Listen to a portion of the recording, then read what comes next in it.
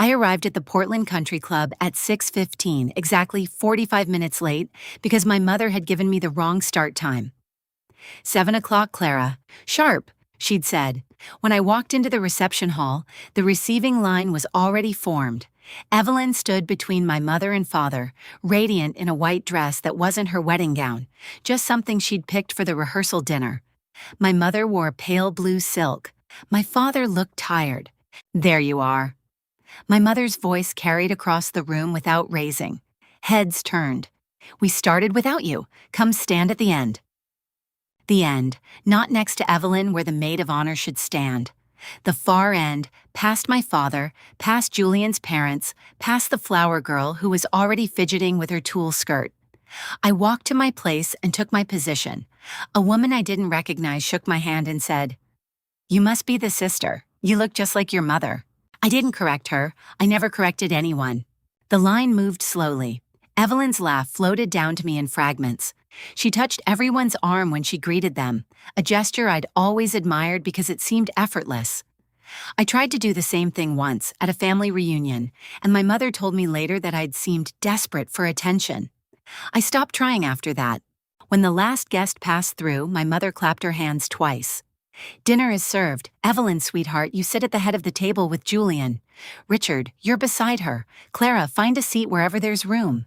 There was room at a table near the kitchen door. I sat between a cousin I hadn't seen in 10 years and a man who introduced himself as the florist's husband. The cousin asked about my job. I said I was a NICU nurse. She said, "That must be so sad when they don't make it." I said, "We celebrate the ones who do." She nodded and turned to talk to someone else. The toasts came after the salad course. My father stood first, his wine glass trembling slightly.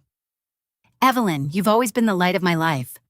He paused, looked at me for a fraction of a second, then added, "Both of my daughters, I'm proud of you both." He sat down quickly like he'd said something he wasn't supposed to.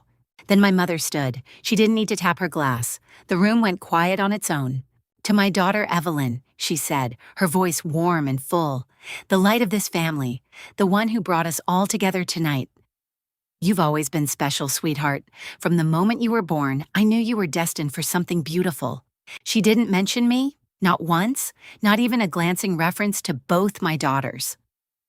I watched her face as she spoke, looking for any sign that the omission was accidental. There was none.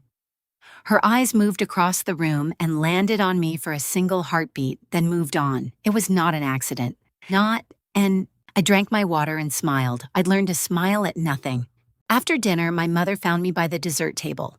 She was holding a clipboard, which meant she was in full command mode. "Don't forget," she said, not quite looking at me. "Salon appointment tomorrow, 9 a.m. Marisol's Color Studio on Ocean Avenue." "I have my own hair colorist," I said. "This is for the wedding. I've already paid for it. Just a refresh to brighten you up a little. You've been looking so tired lately." She reached out and touched my hair, a gesture that might have looked maternal from a distance. Up close, her fingers barely grazed the ends. "We need you to look presentable for family photos." Presentable. The word landed like a stone in my chest.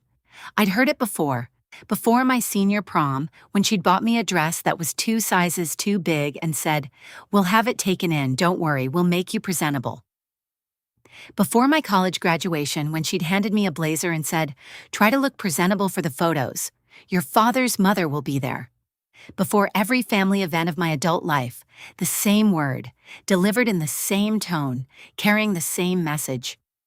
"You are not enough. You need to be fixed." 9 a.m., I said. "Good girl." She patted my shoulder and walked away. I stood at the dessert table for a long time, holding a plate with a slice of cake I didn't want. The cousin from earlier approached and said, "Your mother is so organized. She must be a joy to work with." "She's very thorough," I said. I wish my mother had that kind of energy. She can barely plan a birthday dinner. I smiled and nodded. The cousin meant well. She didn't know. No one knew because no one looked. I was the eldest daughter who blended into the background, the one who showed up on time and did her duty and never complained, the one who could be placed at the far end of the receiving line and told to find a seat wherever there was room, the one who could be erased from a toast without anyone noticing. I remembered the first time I realized I was invisible. I was 7. Evelyn was 4. My mother had taken us to get Easter dresses. Evelyn picked a pink dress with ruffles and bows. I picked a blue dress with a simple collar. My mother bought the pink dress and said, "We'll find something for you next time." I wore a hand-me-down from a neighbor's daughter. In the Easter photos, I'm standing behind Evelyn, half hidden by her shoulder. My mother never printed that photo. When I asked about it years later, she said, "I don't remember that one. Are you sure it existed?" I was sure. I kept the photo in a shoebox under my bed for years. Then one day it wasn't there anymore. My mother said she'd cleaned out my room while I was at college. "You had so much junk, Clara. I threw away what looked like trash." The photo was not trash, but I didn't say that. I never said that. At 10 p.m., my mother announced that the rehearsal dinner was over. She stood by the door and thanked each guest as they left, her hand on their arm, her smile warm and practiced. I waited until most of the crowd had gone, then walked toward the exit. My mother was talking to Julian's grandmother, a woman named Dorothy Crane who had sharp eyes and a way of looking at people like she was reading their file. "Clara," Dorothy said, stopping me with a hand on my wrist. "I didn't get a chance to talk to you tonight. How are you?" "I'm fine," I said, "busy with wedding stuff." "You're the maid of honor, aren't you? That's a lot of responsibility." "Yes, ma'am." Dorothy glanced at my mother, then back at me. "I've been a maid of honor 3 times. It's a thankless job, but someone has to do it." She squeezed my wrist. "If you need anything this weekend, you come find me. I mean it." "Thank you," I said. My mother's smile tightened. "Clara knows what she's doing, Dorothy. She's very reliable." "Reliable," Dorothy repeated like she was tasting the word. "That's a good thing to be." She walked away and my mother turned to me. "Don't forget the salon tomorrow, 9 a.m. Don't be late." "I won't." "And Clara?" She lowered her voice. "Try to enjoy yourself this weekend. This is Evelyn's moment. Don't make it about you." I nodded. I didn't ask when I'd ever made anything about me. I didn't point out that I'd spent the entire night at a table near the kitchen, that I'd been placed at the end of the receiving line, that I'd been erased from a toast in front of 100 people. I didn't say any of it because I knew what she would say. She would say I was being dramatic. She would say I was imagining things. She would say I was making it about me. So I nodded and I walked to my car and I drove home alone. My apartment was quiet. I sat on the couch and stared at the wall for a while, not thinking about anything in particular. Just the familiar dull ache that lived in my chest, the one I'd gotten so used to that I barely noticed it anymore. Like a background hum, like a radio playing static in another room. I checked my phone. Evelyn had texted, "Thanks for coming tonight, love you." I typed back, "Love you too, see you tomorrow." I didn't add anything else. I didn't tell her that our mother had given me the wrong time. I didn't tell her that I'd been placed at the back table. I didn't tell her about the toast. Evelyn loved our mother. Evelyn believed our mother was a good person who wanted the best for both of us. I couldn't take that from her. Not now, not 2 days before her wedding. But I lay awake that night staring at the ceiling, and I thought about the word presentable. I thought about the way my mother said it, like it was a warning, like there was something wrong with me that needed to be fixed before I could be seen in public. I thought about the salon appointment tomorrow, 9 a.m. Marisol's Color Studio. I didn't know it yet, but that appointment would change everything. I didn't know that Marisol would see what no one else had seen. I didn't know that a single bottle of something that wasn't toner would shatter the last illusion I had about my mother. I just knew that the ache in my chest was a little sharper than usual, and that I had to be at a salon at 9 in the morning, and that I would go, because I always went, because I was reliable, because I was the daughter who did what she was told, the daughter who was still waiting to be seen. The salon smelled like bleach and vanilla. Marisol's Color Studio was a narrow storefront on Forest Avenue, the kind of place where the same women had been getting the same highlights for 20 years. I arrived at 9 sharp, still tired from a night of staring at the ceiling. Patricia was already there. She sat in the waiting area with her purse on her lap, a magazine open but unread. She looked up when I walked in and gave me the once-over. "You're on time. Good." Marisol came out from the back, wiping her hands on a towel. She was in her 50s, with silver-streaked hair pulled back in a tight bun and reading glasses pushed up on her head. She looked at me, then at Patricia, and something flickered in her expression. Wariness, maybe, or recognition. "Clara, right? Your mother booked a refresh." "Just a refresh." Patricia said, standing. She reached into her oversized bag and pulled out a bottle. Dark brown liquid, no label. I brought my own product. She's allergic to the cheap stuff they use here. Marisol took the bottle. She turned it over in her hands, unscrewed the cap, and sniffed it. Her face didn't change, but her shoulders tightened. I'll need to test this first. Test it, Patricia laughed, light and dismissive. I've been using this on her hair since she was a teenager. It's fine. Marisol looked at me. Do you know what this is? I shook my head. Mom said it was a toner to brighten my natural color. Your natural color is beautiful, Marisol said. Dark blonde, warm undertones. Why would you want to change it? Because the wedding photos will look washed out if she's too pale, Patricia said. Evelyn is the bride. Clara needs to compliment her. Marisol held my gaze for a moment longer. Then she nodded once and gestured to the chair. Sit down. I sat. Marisol draped a cape over my shoulders and began sectioning my hair. Patricia settled into a chair behind me, phone in hand, scrolling. Make sure you get the roots, Patricia said without looking up. She's had gray coming in since she turned 25. Stress, probably. She works too hard. I said nothing. Marisol said nothing. She worked in silence, applying the product from the bottle section by section. Her fingers were gentle but efficient. When she finished, she set a timer and stood back. 15 minutes. I'm going to grab a coffee, Patricia said, standing. There's a cafe next door. Don't let them rush it. The door swung shut behind her. The timer ticked. Marisol stood at the counter pretending to organize brushes, but I could feel her watching me in the mirror. Clara, she said finally, how long have you been coming here? First time. Mom usually does my hair at home. She does your color at home? She says she knows what works. Marisol put down the brush. She walked over to me, pulled a strand of my hair out from under the cape, and examined it. Then she looked at the bottle. Can I tell you something? Okay. I've been doing hair for 32 years. I know what toner looks like. I know what developer smells like. And I know what stripping agent feels like. I felt my stomach drop. What? That bottle wasn't toner. It was a high-lift bleach mixture with a chemical additive designed to break down the hair shaft. It's not meant for scalp application. It's meant for removing color from synthetic wigs. I stared at her in the mirror. That can't be right. Your mother brought it. She told me to use it. And I almost did because I assumed a mother wouldn't harm her daughter. Marisol's voice was low, steady. But I've been doing this long enough to trust my nose. That smell isn't ammonia. It's something else. Something industrial. The timer buzzed. Marisol didn't move to rinse. I'm not going to rinse it, she said. If I do, your hair will break off at the roots. You'll lose at least 3 inches, maybe more. And it will keep breaking for weeks. I couldn't breathe. The cape felt too tight. The room felt too small.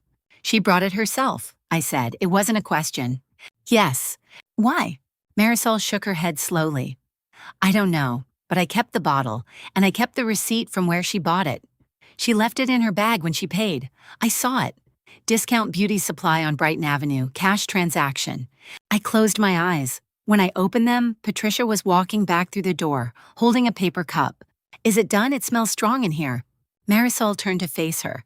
I didn't use your product. Patricia's smile froze. Excuse me? I tested it first. It's not toner, it's a stripping agent. It would have damaged her hair permanently. Patricia's face went through a series of micro-expressions. Shock, then calculation, then offense. She recovered quickly. That's impossible. I've been using that same bottle for months. You must have misidentified it. I didn't. Are you calling me a liar? Patricia's voice rose. I am her mother. I would never.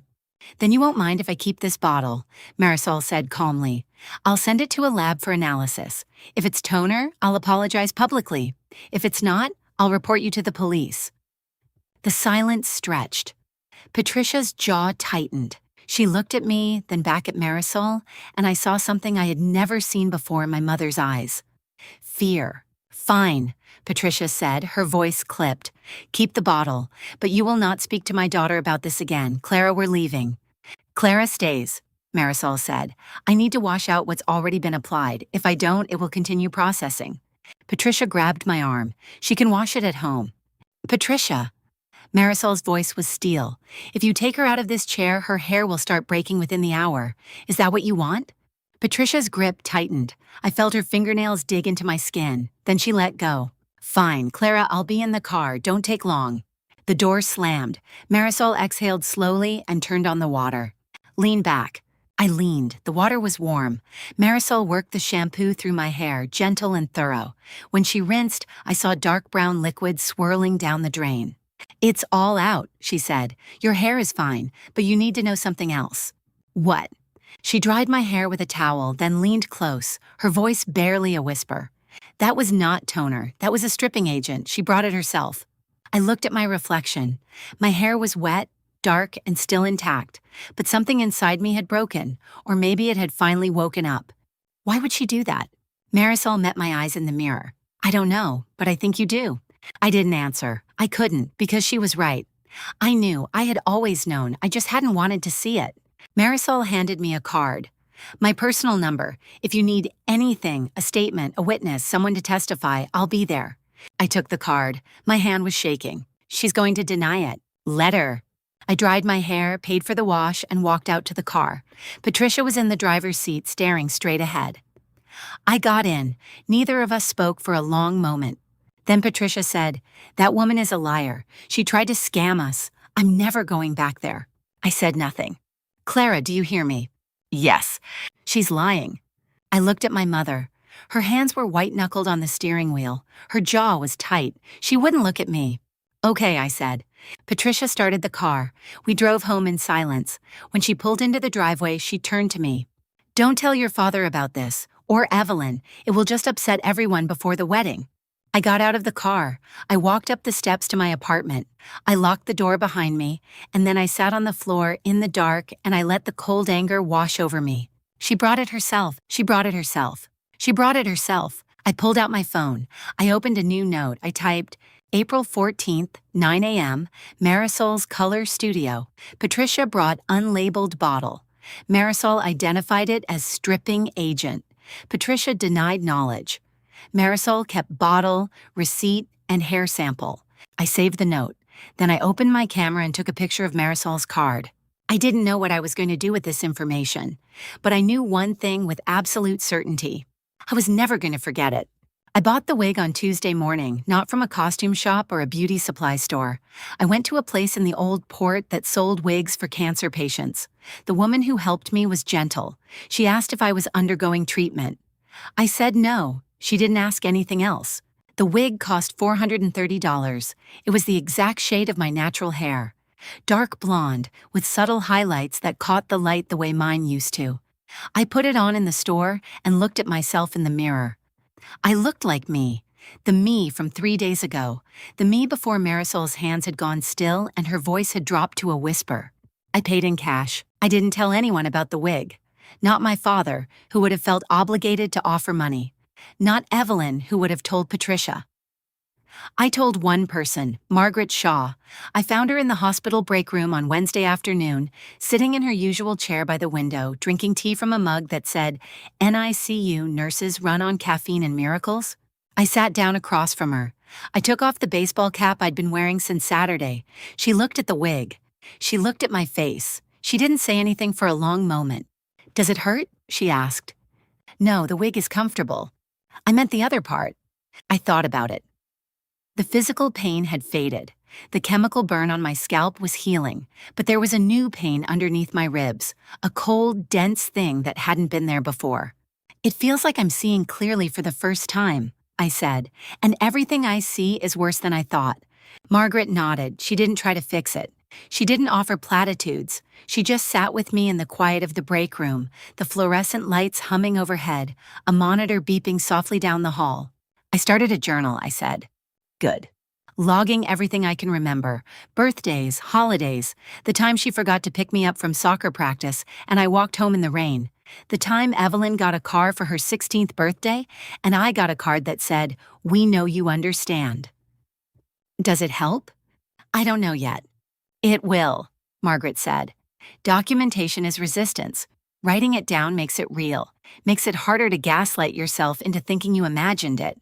I pulled out my phone and showed her the note from Saturday. The time, the location, the details. She read it carefully. "Keep doing this," she said. "Every single thing you remember. Dates if you have them. Approximations if you don't. Don't worry about being perfect. Just be honest." I nodded and put my phone away.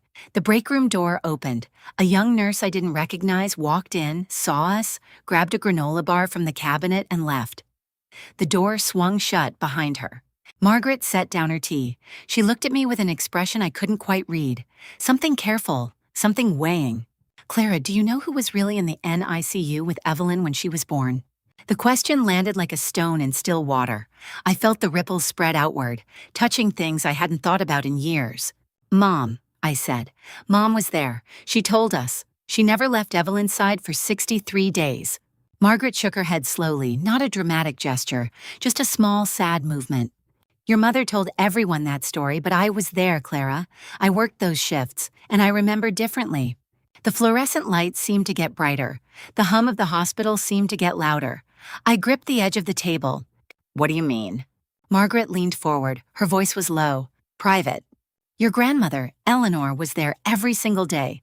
She held Evelyn for hours. She sang to her. She read her books. She talked to the doctors and wrote down everything they said. She was the one who stayed. But Mom said, I know what your mother said, and I know what I saw.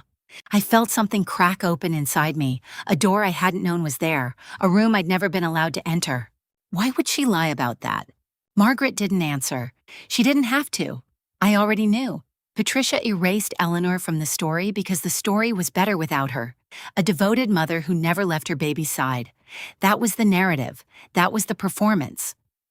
The truth, a grandmother doing the work while the mother visited occasionally, didn't fit the script. How many times did Grandma visit? I asked. 61 days out of 63. I remember because I wrote it down. You wrote it down? I kept a nursing notebook, detailed logs of every shift. I still have it. I stared at her. 30 years of notebooks, 30 years of documentation. She had been holding this information since before I was old enough to understand what it meant. Can I see it? Margaret considered this, her fingers wrapped around her tea mug. Not yet, but soon. I need to find it first. It's in storage. Okay. Clara! Her voice was firm now, not unkind, but serious. Your mother asked the nursing staff not to mention Eleanor's visits. She specifically requested that we record your grandmother's presence as family support rather than by name. She wanted the record to show that she was the primary caregiver. The crack inside me widened. I could feel the cold air rushing in. She erased her. Yes. Why? I don't know, but I think you should find out. The break room door opened again. A charge nurse poked her head in. Clara, you're needed in room 4. Mom's anxious about the feeding tube. I stood up. My legs felt unsteady, but I made them work. Thank you, I said to Margaret. Thank me when you have the full picture. I walked to room 4. I helped the mother position her baby for the feeding tube. I explained the process in calm, simple terms. I held the baby's hand while the tube went in. The mother cried. I told her she was doing a good job. I meant it. But underneath the calm surface of my voice, something was churning, something had shifted. That night, I sat on my couch with my laptop open. I started a new document. I titled it Eleanor. I typed everything I could remember about my grandmother. The way she smelled like lavender and old paper. The way she laughed, a rusty sound that made everyone around her smile. The way she always had hard candies in her coat pocket. The way she looked at me like I was the most interesting person in the room. I didn't have many memories. She died when I was 11, but I wrote down every single one. Then I started a second document. I titled it Timeline. I listed every year of my life from birth to present. Next to each year, I wrote down what I remembered about my mother's attention. Evelyn's achievements. My own moments of being overlooked. 1995. Born. Mom held me in the hospital. She says, I don't remember. 1997, Evelyn born. Mom says she never left the NICU. Eleanor was there 61 days. 1999, Evelyn's first word was mama. Mom recorded it. My first word was book. Mom doesn't remember. 2002, Evelyn starts ballet. Mom attends every recital. I start piano. Mom attends one. 2005, Evelyn gets the lead in the school play. Mom throws a party. I get straight A's. Mom says, that's nice. 2008, Grandma Eleanor dies. Mom cries at the funeral. I cry in my room alone. 2010, Evelyn gets a car. I get a card. 2013, Evelyn gets accepted to her first choice college. Mom cries again. I get accepted to nursing school. Mom says, that's practical. 2017, Evelyn gets engaged. Mom plans the engagement party. I get promoted to NICU charge nurse. Mom doesn't call. 2024, Evelyn's wedding. Mom sends me to a salon where my hair falls out. I stared at the screen. The timeline was damning, not because of any single event, but because of the pattern, the consistency, the way the neglect was so systematic it looked intentional. I saved the document. I closed my laptop. I sat in the dark of my apartment and listened to the refrigerator hum. My phone buzzed, a text from Patricia. The wig looks fine. Try to smile more at the wedding. I read it 3 times. I didn't respond. I opened my journal app. I added the text to my log. Date, time, content. I noted the subtext. She knows I'm wearing the wig. She's telling me to perform happiness. She's reminding me that my role is to be pleasant, not to be real. I saved the entry. Then I opened a new note. I typed a single question. What else has been erased? I stared at the words until my eyes blurred. The question felt bigger than Evelyn's NICU stay, bigger than the hair sabotage, bigger than the wedding seating chart or the family photo session I'd been uninvited from. It felt like the key to everything. I thought about Eleanor, about the grandmother I barely knew, about the 61 days she spent in a NICU, holding my sister while my mother built a story where she didn't exist. I thought about what Margaret had said. Documentation is resistance. I thought about the nursing notebook, 30 years old, sitting in storage somewhere, waiting to be found. I didn't sleep well that night, but when I woke up the next morning, I knew what I had to do. I was going to find out the truth. Not to hurt anyone, not to start a war, but because I deserved to know, Evelyn deserved to know, and Eleanor deserved to be remembered. I got dressed. I put on the wig. I looked at myself in the mirror. The woman looking back at me was not the same woman who had walked into Marisol's color studio 4 days ago. That woman had been resigned, tired, accepting. This woman was watching. I grabbed my keys and headed to the hospital. I had access to the records archive. I had a shift starting in 2 hours, and I had a question that needed answering. The drive was short. The sky was gray. The parking lot was half full. I walked through the automatic doors and nodded at the security guard. I took the elevator to the 3rd floor. I clocked in. Before I went to the NICU, I stopped at the administrative office. The records clerk, a woman named Diane who had worked at the hospital for 40 years, was sorting files at her desk. "Hey, Diane." She looked up. "Clara, you look different." "I got a haircut." "It suits you." "Thanks, I have a weird question." She set down her pen. "Shoot." "How far back do the visitor logs go?" Diane thought about it. "We've been digital since 2005. Before that, paper. We keep them for 30 years, then they go to off-site storage." Would the logs from 1997 still be here?" "Maybe, let me check." She turned to her computer. I waited. My heart was beating faster than it should have been. Looks like 1997 was archived to the basement storage in 2022. They're still on site, just not in active filing. "Is there any way I could access them?" Diane looked at me. She knew me. She knew my family. She had been at the hospital when Evelyn was born. "Why do you need logs from 1997? I considered lying. I considered making up a story about a research project or a patient history. But I looked at Diane's face, at the kindness in her eyes, and I told the truth. I need to know who was really there. She held my gaze for a long moment, then she nodded slowly. "The basement key is in the security office. You'll need to sign for it, and you'll need to bring a flashlight. The lights down there are motion activated, and they take a while." "Thank you, Diane." "Don't thank me yet. Those boxes are heavy." I signed out the key. I grabbed a flashlight from the supply closet. I took the stairs down to the basement. The door groaned when I opened it. The air was cool and smelled like old paper and dust. I flicked on the flashlight and found the light switch. The fluorescence buzzed to life, casting pale light over rows of metal shelving. I found the 1997 section, boxes labeled by month, February, March. I pulled the February box down and set it on a metal cart. I opened the lid. Inside were logbooks, handwritten, fading. I pulled out the first one and opened it to February 2nd, 1997. There it was, the NICU visitor log, names, dates, times, signatures. I ran my finger down the page. February 2nd, Patricia Bowen, 10 a.m. to 11:30 a.m. February 2nd, Eleanor Vance, 2 p.m. to 8 p.m. I turned the page. February 3rd, Patricia Bowen, 9 a.m. to 10:15 a.m. February 3rd, Eleanor Vance, 1 p.m. to 9 p.m. Page after page, the same pattern. Patricia visited for an hour or two. Eleanor stayed for 6, 8, 10 hours. I counted. I made a tally on a scrap of paper I found in my pocket. By the time I reached the end of March, I had a number. Patricia, 14 visits. Eleanor, 61 visits. I sat down on the concrete floor. The logbook was open in my lap. The names were written in different hands, nurses signing in visitors, documenting who came and went. But the pattern was unmistakable. Eleanor had been there, every day for hours. Patricia had been a visitor, a frequent one, but a visitor nonetheless. I turned to the last page of the March log. In the margin, written in a nurse's neat cursive, was a note. Mrs. Vance held baby for 4 hours today. Mother not present. I read the note 3 times. I took out my phone and photographed the page. Then I photographed every page that showed Eleanor's name. I photographed the margin note. I photographed the cover of the logbook with the date. I put the logbook back in the box. I returned the box to the shelf.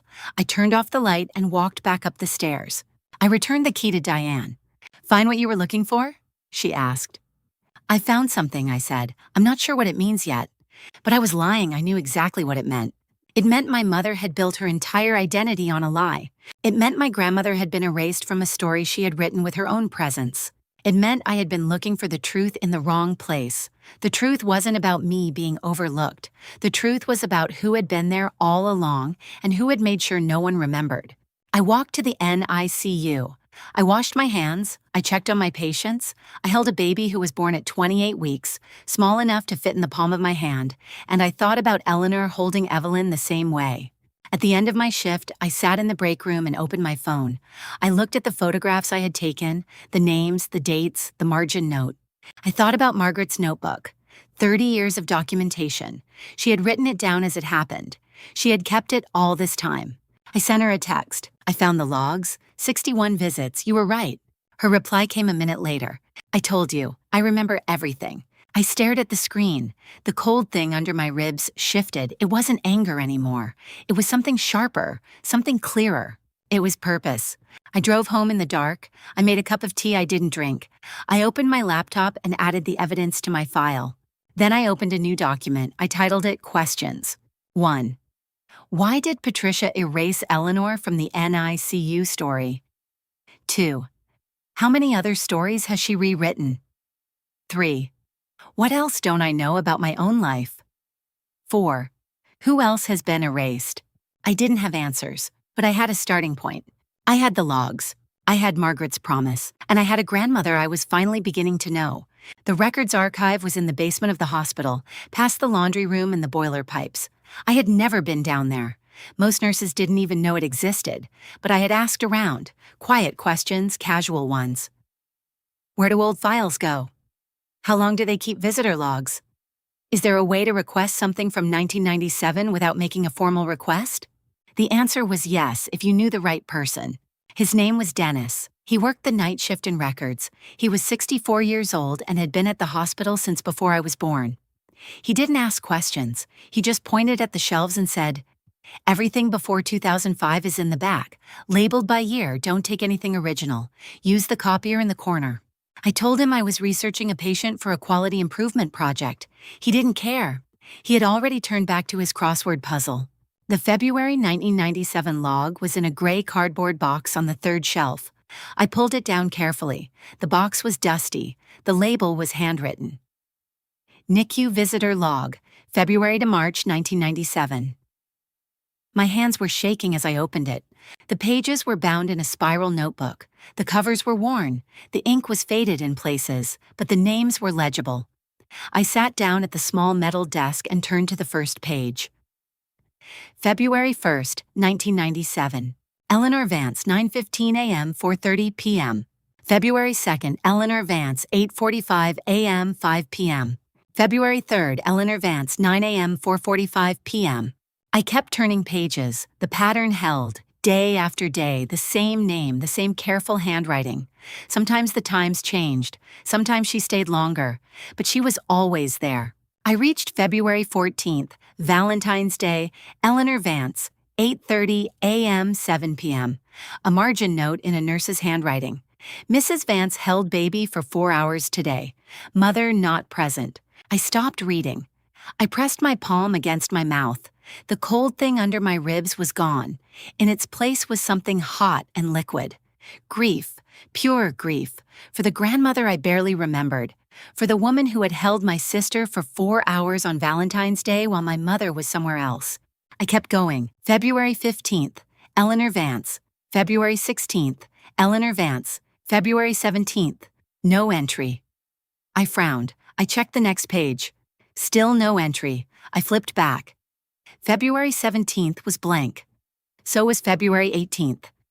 I scanned the log more carefully. There, on February 19th, a new name appeared. Patricia Bowen, 11 a.m., 12:30 p.m. I counted. From February 1st to February 19th, Patricia had visited exactly 3 times. Eleanor had visited 18 times. I kept turning pages. March was the same. Eleanor came every day. Patricia came sporadically. Sometimes she stayed an hour, sometimes 2, but never more than that. I reached the last page, March 31st, 1997, Evelyn's 63rd day in the NICU. Eleanor Vance, 8 a.m., 6:30 p.m. I closed the log. I sat in the silence of the archive. The fluorescent lights hummed overhead. The copier in the corner clicked as it warmed up. I didn't move. I had expected to find something, but I hadn't expected this. 61 visits. My grandmother had been there 61 times. My mother had been there 14. The math was brutal. The margin note was damning. Mother not present. I made copies of every page. I didn't rush. I was careful. I labeled each copy with a sticky note. I put them in a manila folder. I slid the original log back into the gray box. I returned the box to the shelf. Dennis didn't look up. Find what you needed? I think so, I said. Good. Close the door on your way out.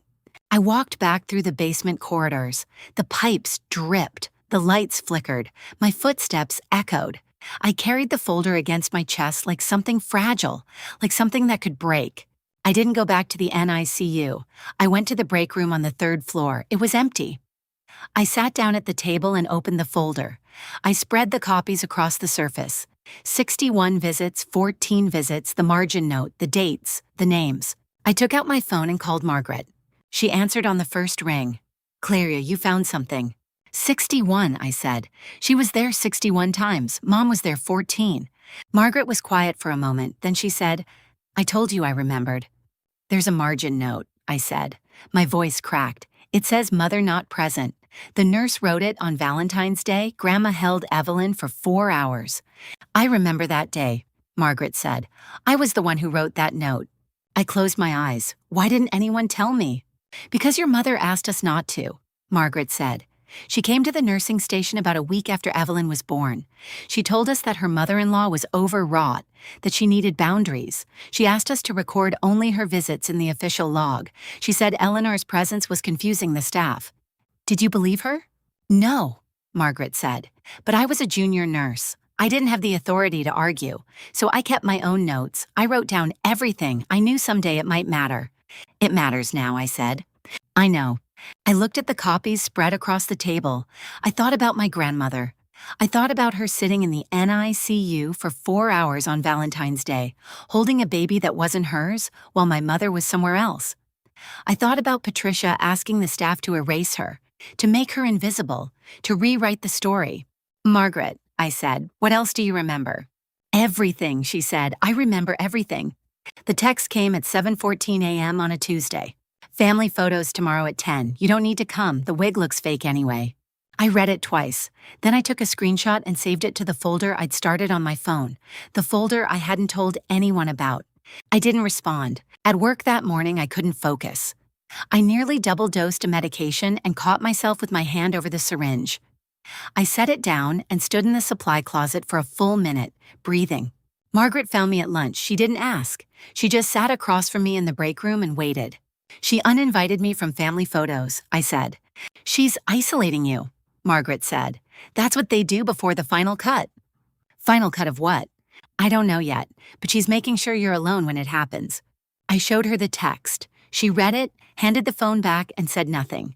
That was worse than if she'd said something. At 6 p.m., my phone buzzed again. Evelyn. Mom said you're not coming to photos tomorrow. What happened? I stared at the screen. I could have told her.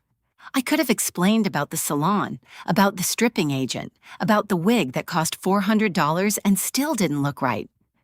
But I knew how it would sound. I knew Evelyn would hear my mother's voice first. Ask Mom about the salon appointment, I typed. Clara, I'm serious, she's worried about you. Ask her about the salon. The 3 dots appeared, disappeared, appeared again, then nothing. She didn't ask. She didn't even try. I put the phone face down on the counter and made myself eat dinner. A sandwich I didn't taste. Water I drank because I knew I needed it. At 9 p.m., Evelyn texted again. Mom says you've been acting strange. She says the salon was an accident and you're making it into something it isn't. I didn't reply. At 10 p.m., my father called. I almost didn't answer. Clara. His voice was tired. Your mother changed the seating chart. I know. She put you in the back corner with the cousins from Bangor. I know. I tried to talk to her. Did you? A pause. She wouldn't listen. She never listens, Dad. She erases. Another pause. Longer. What does that mean? Ask her about Grandma Eleanor. She's been gone a long time, Clara. Ask her about the NICU. He didn't answer. I heard him breathe. I heard the weight of 30 years in the silence. Well, good night, Dad. Good night, sweetheart. He hadn't called me sweetheart since I was 12. It broke something in me and mended something else at the same time. The next morning, I woke up early. I put on my uniform. I went to work. I didn't look at my phone. At 10 a.m., I knew they were gathering at the country club. I knew Patricia was arranging everyone just so. I knew Evelyn was smiling. Richard was standing where he was told, and there was an empty space where I should have been. I was in room 312, adjusting a CPAP mask on a baby who weighed 3 pounds. You're doing great, I told her. You just keep breathing, I'll keep watch. Her mother was in the chair beside the incubator. She looked at me with the hollow exhaustion of someone who hadn't slept in days. Does it get easier? She asked. No, I said, but you get stronger and you find people who help you carry it. She nodded. She didn't ask if I knew what I was talking about. She didn't have to. At noon, I checked my phone. 12 texts from Evelyn, 6 from my mother, 2 from my father. The last one from Evelyn was a photo, the family portrait, everyone in their places, smiling, perfect. I was not in it. I zoomed in on the empty space beside my father. There was a chair that should have been mine. I saved the photo. At 2 p.m., I got a text from an unknown number. Clara, this is Marisol from the Salon. I found something you should see. I called her back immediately. I was going through my records, she said. The bottle your mother brought in, I kept it. I also kept the receipt from her purchase at a beauty supply store 2 days before your appointment. The product she bought is a professional-grade stripping agent. It's not available to the general public without a license. Where did she get it? Her name is on the receipt. She bought it online under a business account, a beauty school supply company. She doesn't work in beauty. I know, Marisol said. That's why I'm calling you. I don't know what's going on between you two, but this wasn't an accident. She planned it. I sat down on the bench outside the hospital. Can you keep the bottle and the receipt? Already in a safe place. Thank you, Marisol. Clara, she paused. I've been doing hair for 20 years. I've seen mothers do terrible things to daughters, but this is the worst I've ever seen. I didn't know what to say to that, so I said nothing. That evening, I went to the country club to pick up my dress from the bridal suite. Patricia was there, alone, arranging place cards. She looked up when I walked in. You're early, she said. I came for my dress. It's in the closet. Try not to wrinkle it. I walked past her to the closet. The dress was hanging alone, covered in plastic. I took it down. I saw the photo, I said. Which one?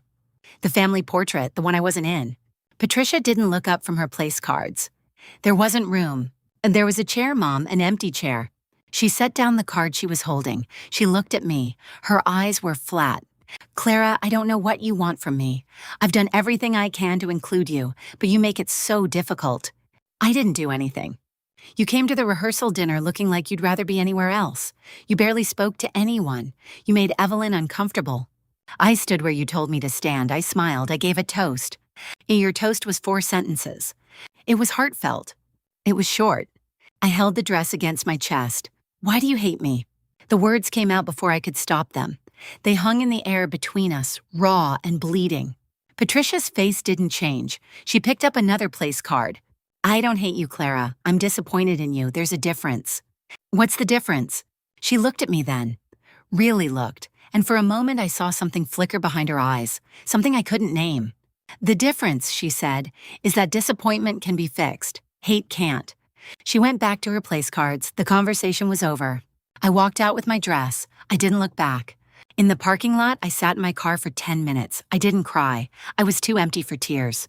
I pulled out my phone. I opened the folder. I added a new entry. Date, 2 weeks before wedding. Evidence, photo of empty chair, text from Patricia uninviting me. Seating chart showing back corner table. Marisol's confirmation of premeditated sabotage. Evelyn's refusal to ask about the salon. I stared at the list. It was growing. It was becoming something I couldn't ignore. But I still didn't know what to do with it. I called Margaret. Can I come over? Of course. She lived in a small house near the hospital. She had a garden in the front and a cat named after a medication. Ativan, the cat, not the garden. I sat on her couch and told her everything. The text, the photo, the empty chair, Marisol's call, Patricia's words. Margaret listened. She didn't interrupt. When I finished, she poured me a cup of tea and sat down across from me. Clara, she said, well, what do you want to happen? I want her to stop. She won't stop. She can't stop. This is who she is. Then what do I do? Margaret set down her tea. She looked at me with the same steady gaze she'd used in the NICU for 36 years.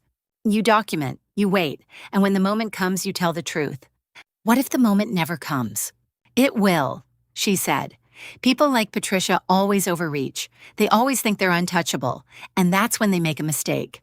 She's been making mistakes for 30 years. No one stopped her. Because no one had the evidence, no one had the logs, no one had the notebook. I looked at her. You think I should do something at the wedding? I think you should be ready. That's all I'm saying. Be ready. I stayed until 11. Ativan sat in my lap and purred. Margaret told me stories about the NICU in the 90s, about Eleanor, about the way she'd sit in the same chair every day, knitting tiny hats, talking to Evelyn like she could hear her. She never stopped coming, Margaret said, even when your mother asked her to. She just stopped telling Patricia about it. She came anyway. Every single day, she signed in as a visitor. She sat in the corner. She held Evelyn. She sang to her. What did she sing? You are my sunshine, over and over. I can still hear it. I closed my eyes. I could almost hear it too. When I got home, I opened my laptop. I typed 3 words into a search bar. Eleanor Vance will. Nothing came up, but I didn't expect it to. I tried another search. Eleanor Vance, Portland, Maine. A few results, an obituary from 2005, a mention in a church bulletin, a real estate record for a house that had been sold. I clicked on the real estate record. The house had sold in 2006, a year after Eleanor died. The seller was listed as Patricia Bowen. My mother had sold my grandmother's house. I didn't know that. I'd never been told. I searched for the sale price, $62,000. The house had been worth at least $200,000. I saved the page. I added it to the folder. At midnight, I lay in bed and stared at the ceiling. I thought about my grandmother. I thought about her sitting in the NICU, knitting hats, singing to a baby who would grow up not knowing her name. I thought about my mother selling her house, erasing her from the record, taking everything. I thought about the empty chair in the family portrait. I thought about what Margaret said. Be ready. I didn't know what ready looked like, but I knew I wasn't there yet. I had 2 weeks. I had a folder full of evidence. And I had a grandmother who had been waiting for someone to tell her story. I closed my eyes. I fell asleep to the sound of a lullaby I'd never heard but somehow already knew. Margaret Shaw was already at the coffee shop when I arrived. She'd taken a booth near the back, away from the windows, and she had a notebook spread open in front of her. Not a spiral notebook, a real one, leather-bound, the cover worn smooth at the edges. I sat down across from her. She looked up and smiled. You came, she said. You said you had something. She slid the notebook toward me. The pages were yellowed, the ink faded to a dusty blue.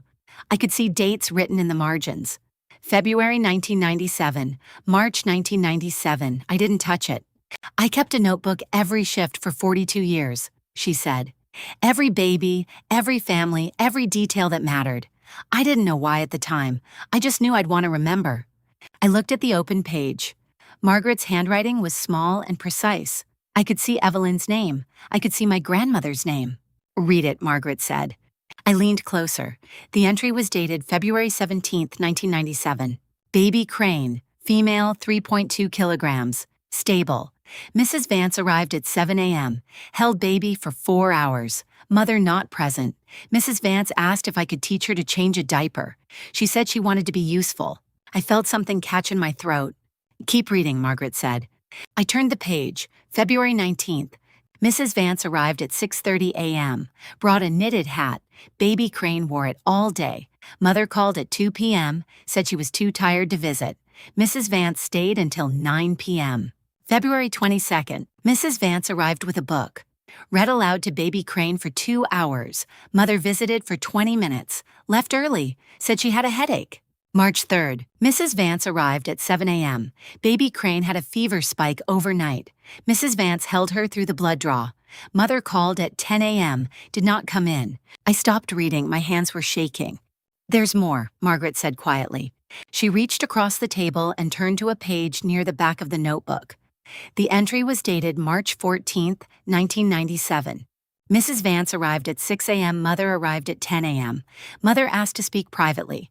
I stepped into the hallway. Mother said, I don't want my mother-in-law's visits mentioned in the chart. She's not family. I read the sentence again. She's not family. I looked up at Margaret. Her face was calm, but her eyes were hard. I didn't remove anything from the chart, she said, but I wrote it down. I wrote down everything. I turned the page, March 15th. Mother spoke to charge nurse, requested that Mrs. Vance be told visiting hours end at 6 p.m. Charge nurse agreed. I did not agree. I wrote this entry. March 16th. Mrs. Vance arrived at 6:45 a.m. I told her visiting hours had changed. She said, I know, but I'll stay until they make me leave. She stayed until 8 p.m. Mother did not visit. I closed the notebook. My hands were still shaking. Why did you keep this? I asked. Margaret was quiet for a long moment. Then she said, because I knew what I was watching. I'd seen it before. A woman being erased from her own grandchild's life, and no one was writing it down, so I did. I looked at the notebook. 36 years old. 36 years of being hidden in a drawer somewhere. Can I copy these pages? I asked. You can take the whole notebook, Margaret said. I've read it enough times. I know what it says. I shook my head. I'll copy them. I'll give it back. She nodded. She didn't argue. I pulled out my phone and started photographing each page. The coffee shop was quiet. The afternoon light was fading. I worked quickly, carefully, making sure every entry was clear. When I finished, I looked up at Margaret. She asked the staff not to mention my grandmother's visits, I said. Yes. She told them she wasn't family. Yes. I put my phone down. Why didn't anyone stop her? Margaret took a long breath. Because she was the mother, and in 1997 that still meant something. We didn't question mothers. We didn't document their absences. We didn't push back when they made requests about who could visit. But you did, I said. I wrote it down, she said. That's all I could do. I looked at the notebook, at the careful handwriting, at the dates and times and names. There's one more thing, Margaret said. She reached into her bag and pulled out a small envelope. She slid it across the table. I opened it. Inside was a photograph, a woman I didn't recognize, holding a baby wrapped in a pink blanket. The woman was smiling. The baby was sleeping. Who is this? I asked. Your grandmother, Margaret said. 3 days before Evelyn was discharged, I took it with my own camera. I thought someone should have a picture of the woman who was really there. I stared at the photograph. My grandmother, Eleanor Vance, holding my sister. I had never seen this picture before. I had never seen any picture of my grandmother holding Evelyn. She looks happy, I said. She was, Margaret said. She loved that baby. She loved both of you. She talked about you all the time. I touched the edge of the photograph. The paper was soft, almost fragile. Why didn't anyone tell me? I asked. Margaret didn't answer. She didn't have to. I put the photograph back in the envelope. I put the envelope in my bag. I put the notebook next to it. Thank you, I said. You don't have to thank me, Margaret said. I should have said something 30 years ago. You did, I said. You wrote it down. She looked at me for a long moment. Then she nodded. I stood up. The coffee shop was almost empty now. The barista was wiping down the counter. The light outside was gray. What are you going to do? Margaret asked. I don't know yet, I said. When you figure it out, she said, call me. I walked out into the cold afternoon. The envelope was heavy in my bag. The notebook was heavy in my hands. I had evidence now, real evidence, contemporaneous documentation, a photograph. I had proof that my mother had erased my grandmother from Evelyn's life, and I had no idea what to do with it. I stood on the sidewalk for a long time. The wind was cold. The sky was gray. I thought about my grandmother holding Evelyn in the NICU. I thought about my mother asking the nurses not to mention her. I thought about the empty chair in the family portrait. I took out my phone and looked at the photographs of Margaret's notebook. Page after page, entry after entry, a record of love and erasure. I texted Dorothy Crane. I found something. Can we meet? 3 dots appeared, then her reply. Tomorrow, lunch, I'll bring a name. I put my phone away. I walked home in the dark. Dorothy Crane chose a restaurant near the country club. White tablecloths, heavy silverware. A waiter who appeared the second my water glass dropped below half. She was already there when I arrived, sitting at a corner table with a view of the parking lot. "Thank you for coming," she said. I sat down. "Thank you for the text." She poured tea from a pot the waiter had left. "I watched you at the engagement party. The way Patricia positioned you in every photograph. The way she touched your arm when she wanted you to move." I didn't say anything. "I've been married to this family for 42 years, Dorothy said. "I know a controlled narrative when I see one." The waiter appeared. I ordered something I didn't want. Dorothy waited until he left. "Julian told me about the salon," she said. "He shouldn't have. He's worried about Evelyn. He's worried about you. He asked me to talk to you." I picked up my fork. "Put it down." "I don't know what you want me to say." "The truth," Dorothy said, "whatever that is." I looked at her. She was wearing a gold brooch. Her hands were still. She wasn't going to interrupt or judge or redirect. She was just going to sit there and wait. So I told her. I told her about the hair. I told her about the NICU logs. I told her about Margaret's notebook. I told her about the 61 visits and the 14 visits and the margin note that said Mrs. Vance held baby for 4 hours today. I told her about my grandmother being erased from the story. Dorothy didn't move. She didn't touch her tea. She just listened. When I finished, she was quiet for a long time. Then she reached into her purse and pulled out a photograph. She slid it across the table. It was a black and white picture. 2 women standing in front of a small house. One of them looked like Dorothy, younger. The other woman had the same eyes. "My mother," Dorothy said. "Her name was Helen. She died when I was 12. My father remarried a woman named Lucille. Lucille had a sister. The sister didn't like the memory of my mother, so she removed her." "Removed her how?" "She cut her out of every photograph in the family album. She told my cousins that my mother had abandoned us. She told the neighbors my mother was unstable. By the time I was 15, there was no evidence Helen had ever existed except what I remembered." She tapped the photograph. "I found this in a box of my father's things after he died. It was the only one she missed." I looked at the photograph, then I looked at Dorothy. "I recognize this pattern," she said. "My mother was erased too. I know what it costs to stay silent." My throat was tight. "What did you do?" "I waited," she said. "I waited until I was strong enough. I waited until I had allies. I waited until the truth couldn't be buried again." She reached across the table and touched my hand. "You don't have to wait alone." I pulled my hand back. "I don't know you." "No," she said, "but you know what I've seen, and I know what you've found." She took out a business card, gold lettering on cream stock, David Torres, attorney at law, estates and trusts. "He's handled 3 generations of Crane family legal matters," Dorothy said. "He's discreet, he's thorough, and he owes me a favor." I took the card. "I don't have money for a lawyer. He'll meet with you anyway. Tell him I sent you." I turned the card over, a phone number on the back, handwritten. "Why are you doing this?" I asked. Dorothy picked up her tea. "Because I know what it feels like to be the one who remembers, and because I think your grandmother would have done the same for me." She set the tea down. "Also, I don't like Patricia. Never have." I almost laughed, almost. "There's something else," I said. "Margaret mentioned my grandmother might have left a will. Do you know anything about that?" Dorothy's eyes sharpened. "No, but if Eleanor Vance left a will and Patricia knew about it, that changes everything." "Why?" "Because a will is a public record of love," Dorothy said, "and Patricia has spent 30 years making sure no one knows Eleanor loved anyone but her."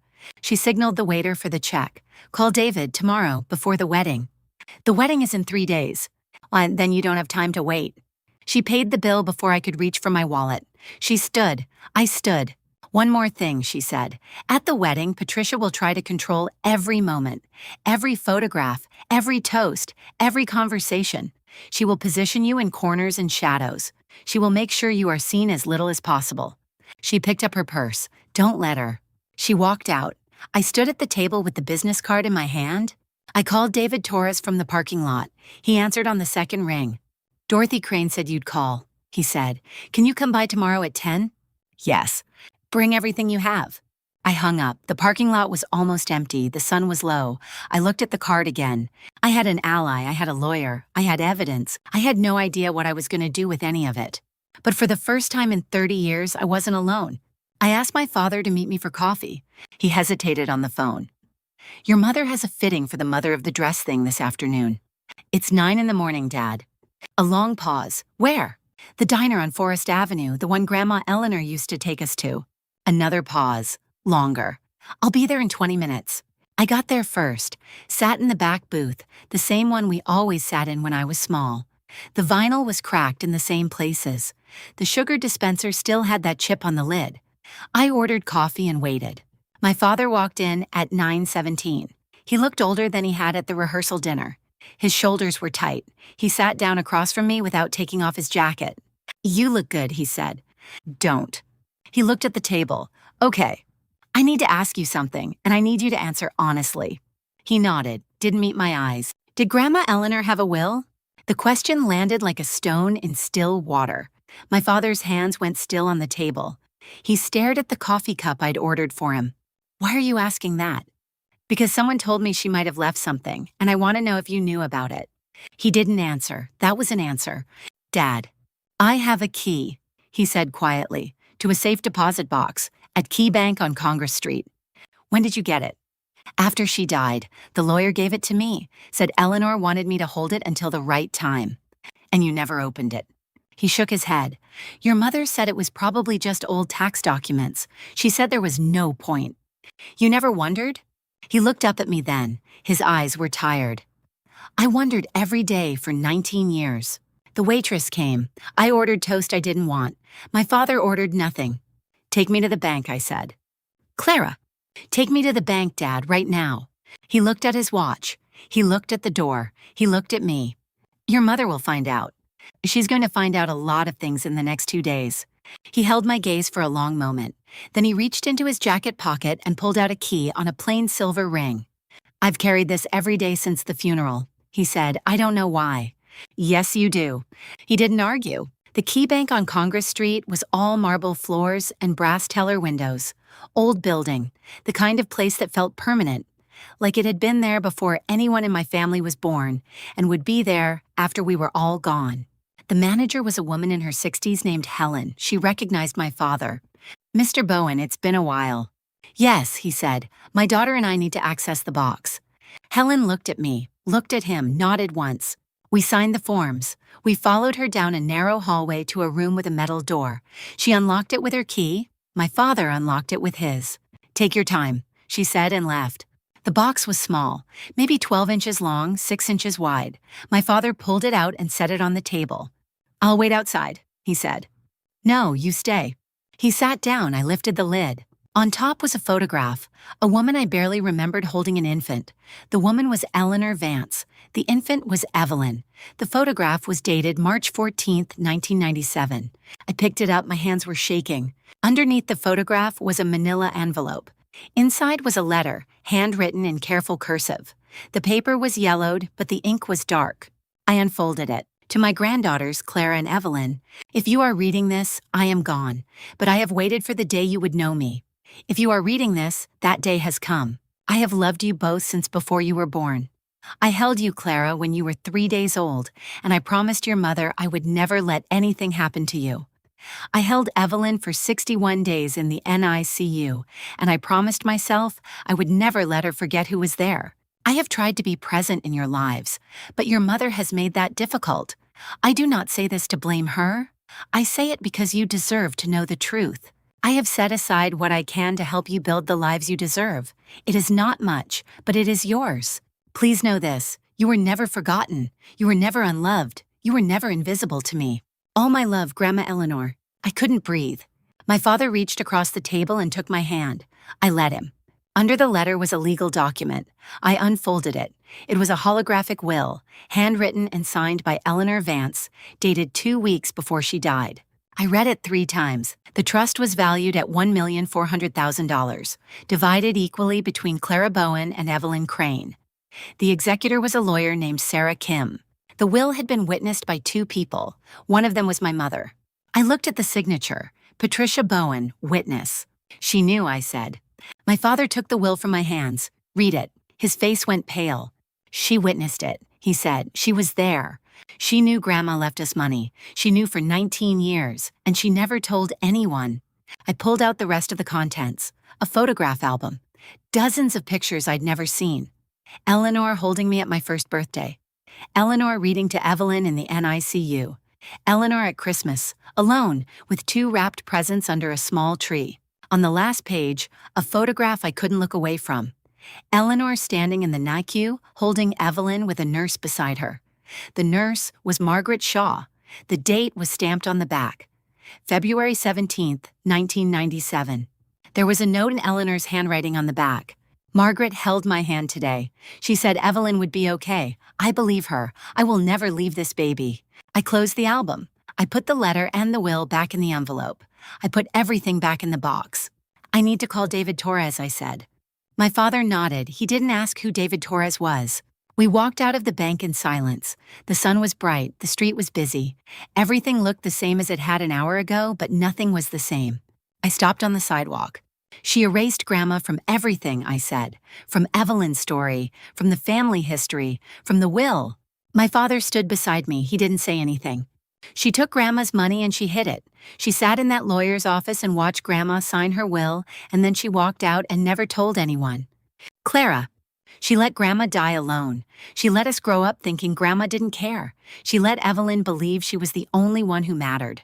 My father put his hand on my shoulder. I didn't shrug it off. I'm sorry, he said. Sorry doesn't fix it. I know. I looked at him. Really looked at him. He looked smaller than I remembered, older, more tired. Why didn't you open the box? I asked. I was afraid. Of what? Of what I'd find. And now? He looked at the envelope in my hands. Now I wish I'd opened it the day she died. I didn't say anything. There was nothing to say. I called David Torres from the car. He answered on the first ring. I found the will, I said. Can you come to my office? I'm on my way. I hung up. My father was driving. He didn't ask where we were going. Dad. Yes.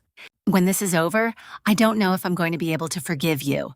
He gripped the steering wheel. I know. But I'm glad you came today. He didn't answer, but he reached over and squeezed my hand. Just once. Then he let go. We drove the rest of the way in silence. David Torres's office smelled like old paper and coffee. He was younger than I expected, maybe 40, with a calm voice and steady eyes. He set Eleanor's will on his desk and read it silently. Twice. This is a holographic will, he said, handwritten, signed, witnessed by two people. It's valid in Maine. I know. He looked at me. Do you know what it says? I read it. She left everything to me and Evelyn, equal shares. Not just everything. He turned the page. There's a trust, $1.4 million, established in 2005. You and your sister are the sole beneficiaries? I felt the number land in my chest. It wasn't real yet. It was just a number on paper. My mother never told us. David leaned back. Who was the attorney who drafted this? The name on the will is Sarah Kim. She's retired now, but my father said the firm held the documents. Held them. That's what he said. David picked up his phone. Give me 10 minutes. He left the office. I sat in the leather chair and stared at the wall. There were framed degrees, certificates, a photo of a golden retriever, normal things, things that belonged to a normal life. I pulled out Eleanor's letter. I'd read it so many times the paper was soft at the folds. My dearest Clara, if you are reading this, I am gone. But I have not left you. I have been waiting for this day, the day you would know me, the day you would understand that you were never invisible to me. I watched you.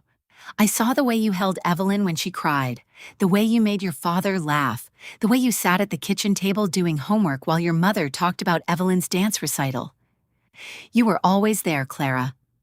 Always. I wanted to tell you, but your mother made it clear I was not welcome in your lives. She told me I was confusing the children. She told me to stop calling, stop visiting, stop being a grandmother. I could not fight her. I was tired. Your grandfather was gone. I had no money for a lawyer. So I did the only thing I could. I saved. I planned. I wrote this letter. I put everything I had into a trust for you and your sister. I know you will share it with her. That is who you are. But I want you to know, you were the first one I thought of. You were always the first one. With all my love, Eleanor Vance. I folded the letter and put it back in my bag. David came back 15 minutes later. His face was different, harder. I called the firm, he said, spoke to the managing partner. He confirmed that Sarah Kim drafted the will and the trust. He also confirmed that your mother called the firm in 2005, shortly after Eleanor died, and instructed them to hold all documents until further notice. Hold them. That's what he said. He said your mother told them you and your sister were minors and that she would manage the estate.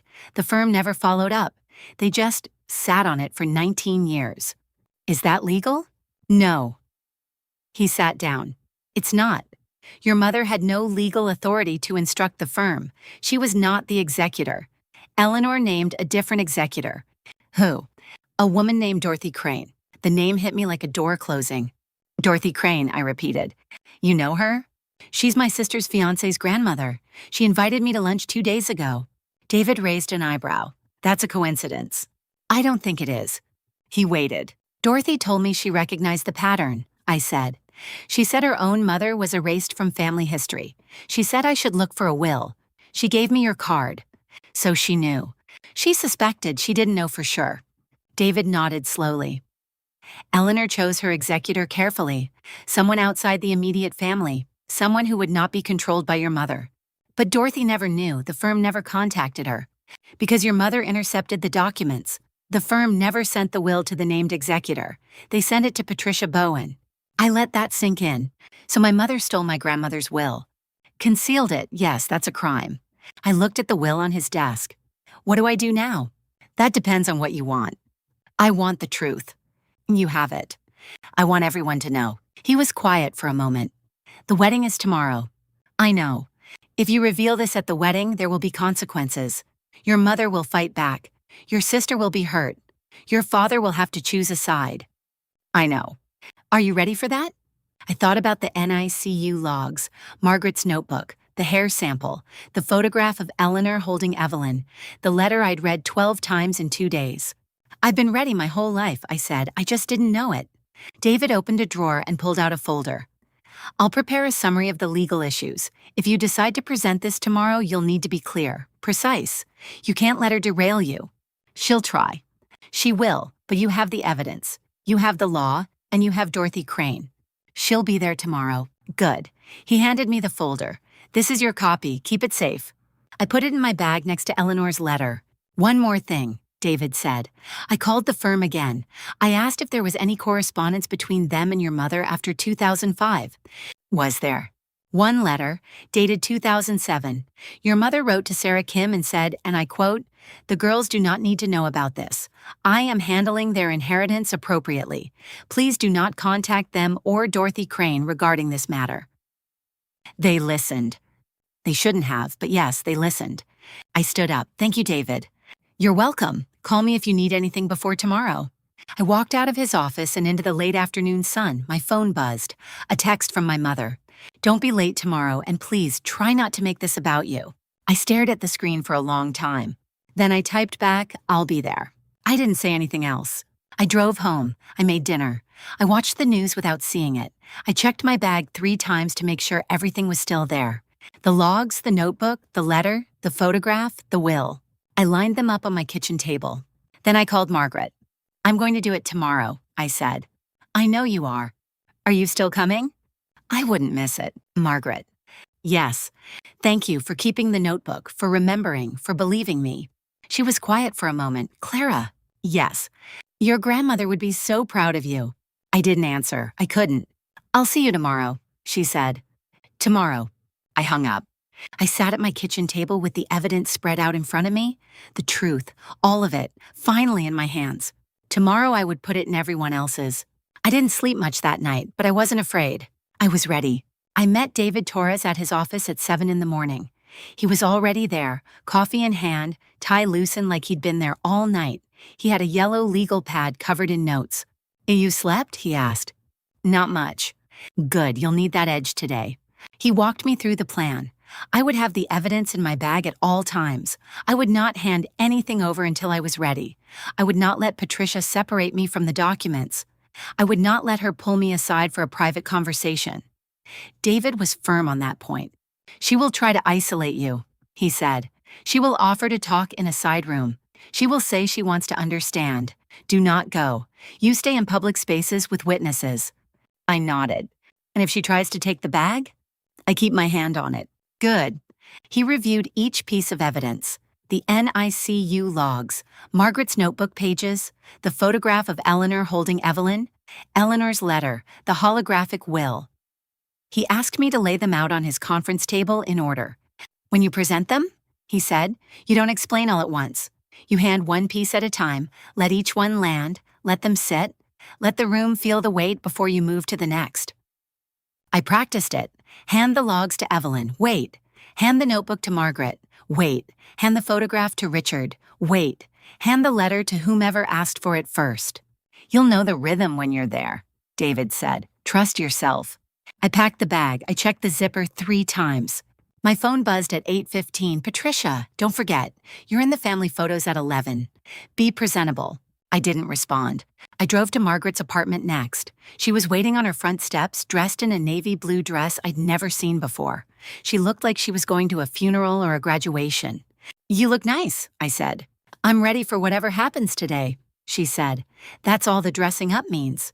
I handed her a copy of her own notebook pages. She held them like they were sacred. Will you keep those, I said, in case I need backup. She tucked them into her purse. I've been waiting 30 years to use these. I drove to Dorothy Crane's house next. She was having coffee on her back porch reading the newspaper. She looked up when I walked through the gate. You look calm, she said. I feel calm. That's the scary part. She poured me a cup of coffee. I sat down across from her. Matthew Martin is coming, she said. I called her this morning. She's bringing a photo of Lily. She wants to show everyone. That's not why I asked her. I know, but she wants to. Let her. I drank the coffee. It was strong and hot. What if it goes wrong? I asked. Dorothy set down her cup. Define wrong. What if Patricia convinces them I'm unstable? What if Evelyn doesn't believe me? What if Richard backs down like he always does? Then you still told the truth, Dorothy said, and the truth doesn't need everyone to believe it to be true. I sat with that for a minute. My mother was erased for 40 years, Dorothy said. I didn't say a word until she was dead. I regretted it every day. You're doing this while your grandmother's memory can still be restored. That matters. I finished my coffee. I stood up. Thank you, I said. I'll see you at the wedding. I drove home. I showered. I put on the wig. I adjusted it in the mirror until it looked natural. I put on the dress I'd bought 3 weeks ago. Navy blue, simple, nothing that would draw attention. I put on the earrings Eleanor had left in the safe deposit box, small gold hoops. They were in a velvet pouch with a note. For my granddaughter on a day she needs to feel brave. I looked at myself in the mirror. I looked like a woman who was about to do something irreversible. I packed the bag one more time. NICU logs, notebook pages, photograph, letter, will, each in its own folder, each labeled with a sticky note so I wouldn't fumble. My phone buzzed. Evelyn, are you coming early? I need you. I typed back, on my way. I picked up the bag. I checked the zipper. I walked out the door. The drive to the Portland Country Club took 20 minutes. I parked in the back lot, away from the other cars. I sat in the driver's seat for a moment, hands on the wheel. I thought about Eleanor. I thought about her in the NICU, holding Evelyn for 4 hours while Patricia was somewhere else. I thought about her writing that letter, not knowing if anyone would ever read it. I thought about her leaving me those earrings, hoping I would find them. I got out of the car. I walked toward the country club. The bag was heavy on my shoulder. The truth was heavy, but I had been carrying it alone for 30 years. Today I would set it down in front of everyone. The front doors were open. I could hear music from inside. I could see people in formal wear walking through the lobby. I stopped at the entrance. I took a breath. Then I walked in. The bridal suite smelled like roses and hairspray. Evelyn was in the corner, half-dressed, laughing at something Julian whispered in her ear. Her veil hung from a hook on the door. Her bouquet sat on the table. Everything was exactly where it was supposed to be. I stood in the doorway, the bag heavy on my shoulder. Patricia saw me first. Her eyes flicked to my wig, then away. There you are, she said, her voice bright and tight. I was starting to think you changed your mind about coming. I said I'd be here. I know you did. She smoothed the front of her dress, a pale blue silk number that probably cost more than my rent. The wig looks fine. Really, you can hardly tell. I didn't answer. Evelyn turned, her face lit up. Clara, come here. She pulled me into a hug, careful not to mess her makeup. Thank you for being here. I know things have been weird. Weird is one word for it. She pulled back, studying my face. Are you okay? I thought about the logs in my bag, the notebook, the letter, the photograph. I'm okay, I said. Today is your day. Patricia moved between us. Evelyn, the photographer wants you downstairs in 5 minutes. We need to do the first look with your father. I know. Evelyn squeezed my hand. We'll talk later, I promise. She followed Patricia out of the room. I stood alone in the bridal suite. The ceremony space was set up for 150 guests. White chairs, white flowers, white everything. I found my seat at the back corner table just like the seating chart said. The name card read, Clara Bowen in small, neat letters. No relation listed, no title, just my name. I sat down. The room filled slowly. People I recognized from Evelyn's life, college friends, co-workers, Julian's family. Dorothy Crane walked past and caught my eye. She nodded once. I nodded back. Then the front doors opened and Matthew Martin walked in. She was wearing a simple blue dress. Her daughter Lily held her hand.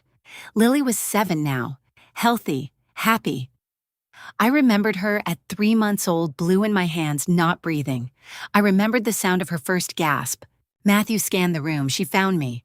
She crossed the floor without hesitation. Clara. I stood up. Matthew. She hugged me hard. Lily hugged my legs. We had to come, Matthew said. I heard you'd be here. I had to thank you again, in person. You don't have to. Yes, I do. She pulled back, eyes wet. I think about it every day, what you did if you hadn't been there. The room was starting to notice. People turned, whispered. Patricia appeared from nowhere. Matthew, what a lovely surprise. Let me show you to your seat. Matthew didn't move. Actually, I wanted to say something first. She raised her voice, just enough. I wanted everyone to know that Clara saved my daughter's life, 3 years ago in the NICU. Lily stopped breathing. Clara was there. Clara didn't leave. Clara held her until she started breathing again. The room went quiet.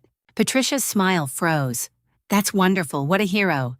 Now why didn't you know? Dorothy's voice cut through the room. She was standing near the back, arms crossed. Why didn't you know your daughter was a hero, Patricia? Patricia's jaw tightened. I knew, of course I knew. Then why did you tell me Clara was unreliable? Dorothy took a step forward. Why did you tell Evelyn the same thing? Why did you tell everyone in this family that Clara couldn't be trusted? The room was silent. Evelyn appeared in the doorway, still in her robe. What's going on? Patricia waved her hand. Nothing, just a misunderstanding. It's not a misunderstanding. My voice came out steady. It's a pattern.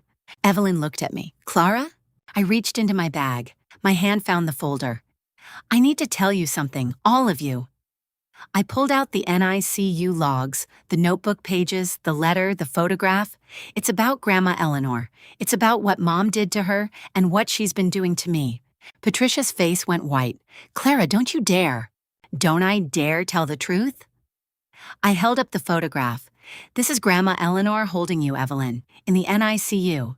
She was there for 61 days. Mom was there for 14. That's a lie, Patricia said. And then why does the visitor log say the same thing? I held up the pages. Why did Margaret Shaw document it in her nursing notebook? Why did you tell the nurses not to mention Grandma's visits? Evelyn took the photograph. Her hands were shaking. I don't understand. Grandma was the one who held you, I said. Grandma was the one who stayed. Mom was the one who left. And when Grandma died, Mom hid her will. She hid a trust fund meant for both of us. She hid it for 19 years. Patricia grabbed my arm. Stop this, right now. Let go of me. Patricia. Richard's voice came from the doorway. He was still in his suit jacket, looking like he'd just arrived. Let go of her. She released my arm. Richard walked toward us. He looked at the photograph in Evelyn's hand. He looked at the papers in mine. What did you find, Clara? Everything, I said. Everything she tried to erase. Patricia's face crumpled, not into tears, into something harder. You have no idea what you're talking about. You have no idea what I sacrificed for this family. Then tell us, I said. Tell us what you sacrificed. Tell us why you left Evelyn in the NICU. Tell us why you erased Grandma. Tell us why you tried to destroy my hair before today. Tell us why you gave the photographer a shot list to minimize me in every photo. The room gasped. Leo Hart stepped forward from the corner. He was holding his camera. She did give me a shot list, he said quietly. I deleted it. I don't work for people like that. Patricia looked around the room, at Evelyn, at Richard, at Dorothy, at the 150 guests who were now watching. She didn't deny it. She just turned and walked out. The door closed behind her. No one moved. Evelyn sank into a chair. The photograph fell from her hand. I don't understand, she whispered. I don't understand any of this. I sat down beside her. I picked up the photograph. I know, I said. I didn't understand either. Not until I found the logs. Not until I read Grandma's letter. Can I read it? I handed her the letter. She unfolded it with trembling hands. I watched her read Eleanor's words for the first time. Her face changed. First confusion, then recognition, then grief. She loved us, Evelyn whispered. She never stopped. Evelyn looked at me. Her eyes were wet. Why didn't she tell us? She tried. She left the safe deposit box. She left the will. She left the letter. Mom just made sure we never found it. Richard sat down on Evelyn's other side. He looked old, tired. I knew about the box, he said. I never opened it. I should have opened it. Why didn't you? He didn't answer for a long time. Because I was afraid of what I'd find. You found the truth, I said, and it's ugly, but it's ours. Dorothy walked over. She put a hand on my shoulder. The ceremony can wait, she said. Take the time you need. Evelyn looked at me. Will you walk me down the aisle? What? Dad can walk on my other side. She wiped her eyes. But I want you there. I want Grandma there. I want the truth there. I didn't know what to say, so I just nodded. The room started to move again. People adjusted their clothes. The photographer checked his settings. The musicians picked up their instruments. I sat in the bridal suite with my sister, holding a photograph of a grandmother I barely knew. And for the first time in 30 years, I wasn't invisible. I opened my bag. The room was quiet. Evelyn stood by the window in her dress, Richard beside her. Patricia was near the door talking to the wedding coordinator. Dorothy stood by the armoire watching. I pulled out the folder. Clara, what are you doing? Evelyn asked. Showing you the truth. Patricia turned. Her eyes landed on the folder. What is that? Evidence. I handed Evelyn the NICU logs first. She took them like they were fragile. Her fingers touched the cover page. What is this? Visitor logs from February and March 1997, the neonatal intensive care unit when you were born. She opened them. I watched her eyes move across the columns. Date, time, name, duration. I don't understand. Keep reading. Patricia stepped forward. This is not appropriate. This is a wedding. Dorothy moved between her and me. Let her speak. I pulled out Margaret's notebook. The pages were yellowed, the ink faded. I handed it to Richard. Margaret Shaw kept this. She was one of the nurses in the NICU. She documented every shift, every visitor, every request. Richard opened it. His hands were shaking. Read the entry from March 12th, I said. He found it. His lips moved silently. Then he read aloud. Mrs. Patricia Bowen requested staff not mention Mrs. Eleanor Vance's visits to any family members, stated she would handle all communication. Baby Evelyn exclusively held by Mrs. Vance during this shift. Mother not present. Evelyn looked up. Her face was pale. Grandma was there? 61 of 63 days, I said. Mom was there 14. Patricia's voice cut through. She was taking my place. She was trying to steal my daughter. No. I pulled out the photograph, the one from Eleanor's album. Eleanor holding Evelyn in the NICU, her face tired and radiant. She was taking care of your daughter because you weren't there. I handed Evelyn the photograph. She stared at it. Her hand went to her mouth. That's Grandma, she whispered. Yes. I never saw this picture. Mom made sure you never did. Patricia grabbed for the photograph. Dorothy caught her wrist. Sit down, Patricia. You can't do this. This is my wedding, my daughter's wedding. No, Dorothy said. It's Evelyn's wedding, and she deserves the truth. I pulled out Eleanor's letter. The envelope was cream-colored, the handwriting elegant. I held it out to Richard. You should read this. He took it. His hands were still shaking. He opened the envelope, pulled out the pages. His voice cracked on the first line. To my granddaughters, Clara and Evelyn, if you are reading this, I have passed, and I have waited for this day for many years. He stopped, cleared his throat, continued. I want you to know that I loved you before you were born. I loved you the moment I knew you existed, and I have never stopped loving you, even when I was not allowed to see you.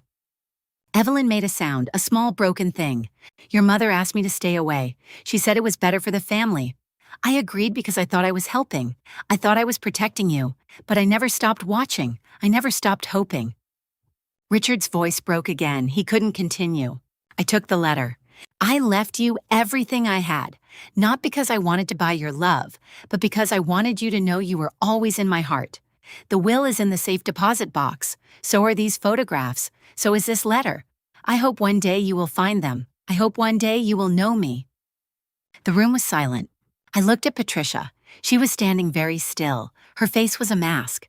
Mom was there for 14 days, I said. Grandma was there for 61. Mom told the nurses to erase Grandma from the record. Mom hid the will. Mom hid the letter. Mom hid the photographs.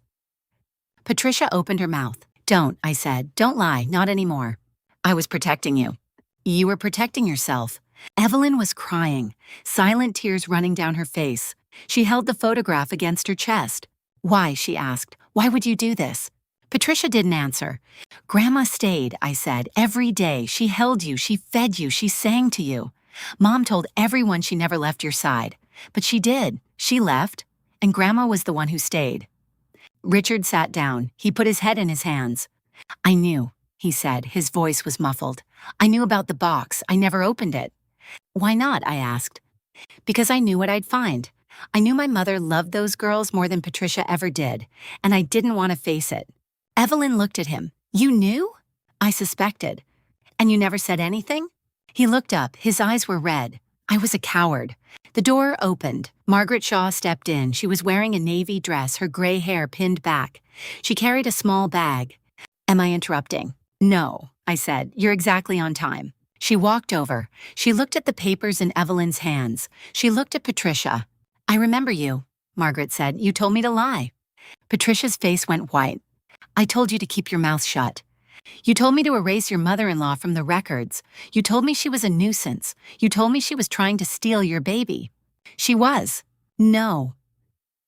Margaret opened her bag. She pulled out a second notebook. I kept a personal log, not the hospital records, my own. I wrote down everything you said, every request, every demand. She handed it to me. I opened it. The handwriting was small, precise. Dated entries, times, descriptions. March 5th, 1997. I read aloud. Mrs. Bowen requested I not log her mother-in-law's visits. I refused. She became agitated. She said, that woman is not family. Do not record her. I turned the page. March 8th, 1997. Mrs. Bowen arrived at 2 p.m., left at 2:45 p.m. Mrs. Vance arrived at 3 p.m., stayed until 8 p.m., held baby for entire duration. I turned another page. March 12th, 1997. Mrs. Bowen demanded I change the visitor log. I refused. She said she would have me fired. I told her to try. Evelyn was sobbing now. Her shoulders shook. She erased her, Evelyn said. She erased our grandmother. Yes, I said, she did. Patricia's face was a ruin. Her composure was cracking. Her eyes were wet. You don't understand, she said. You don't know what it was like. And then tell us. She looked at me, really looked at me. For the first time in 30 years, she looked at me like I was a person. I was scared, she said. She was so small. Evelyn was so small, I didn't know what to do. I couldn't hold her. I couldn't look at her. I was afraid I would break her. So you left. I called your father. I called your grandmother. I told them I couldn't do it. And Grandma came. She came every day. She held Evelyn. She fed her. She sang to her.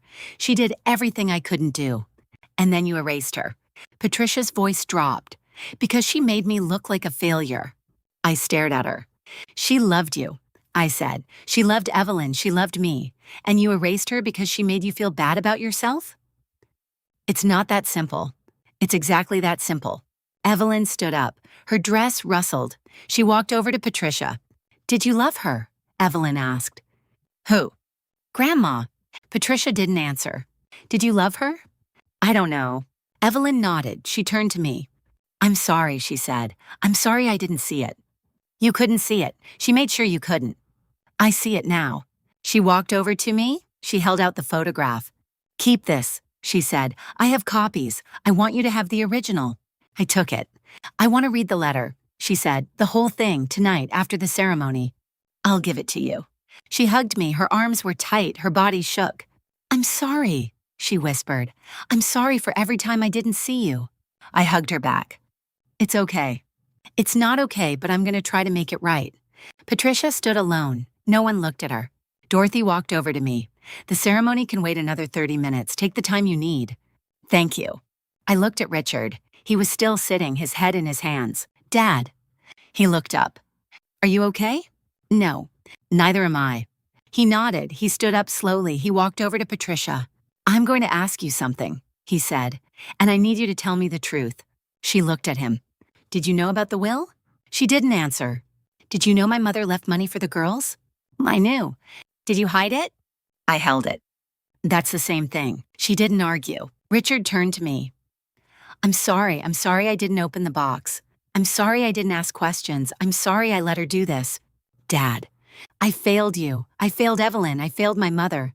You're here now. Too late. No.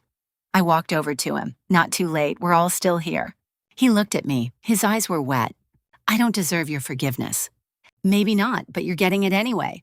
He hugged me. It was awkward. He wasn't good at it, but he tried. The door opened again. The wedding coordinator poked her head in. Everything okay in here? Yes, Evelyn said. We just need a few more minutes.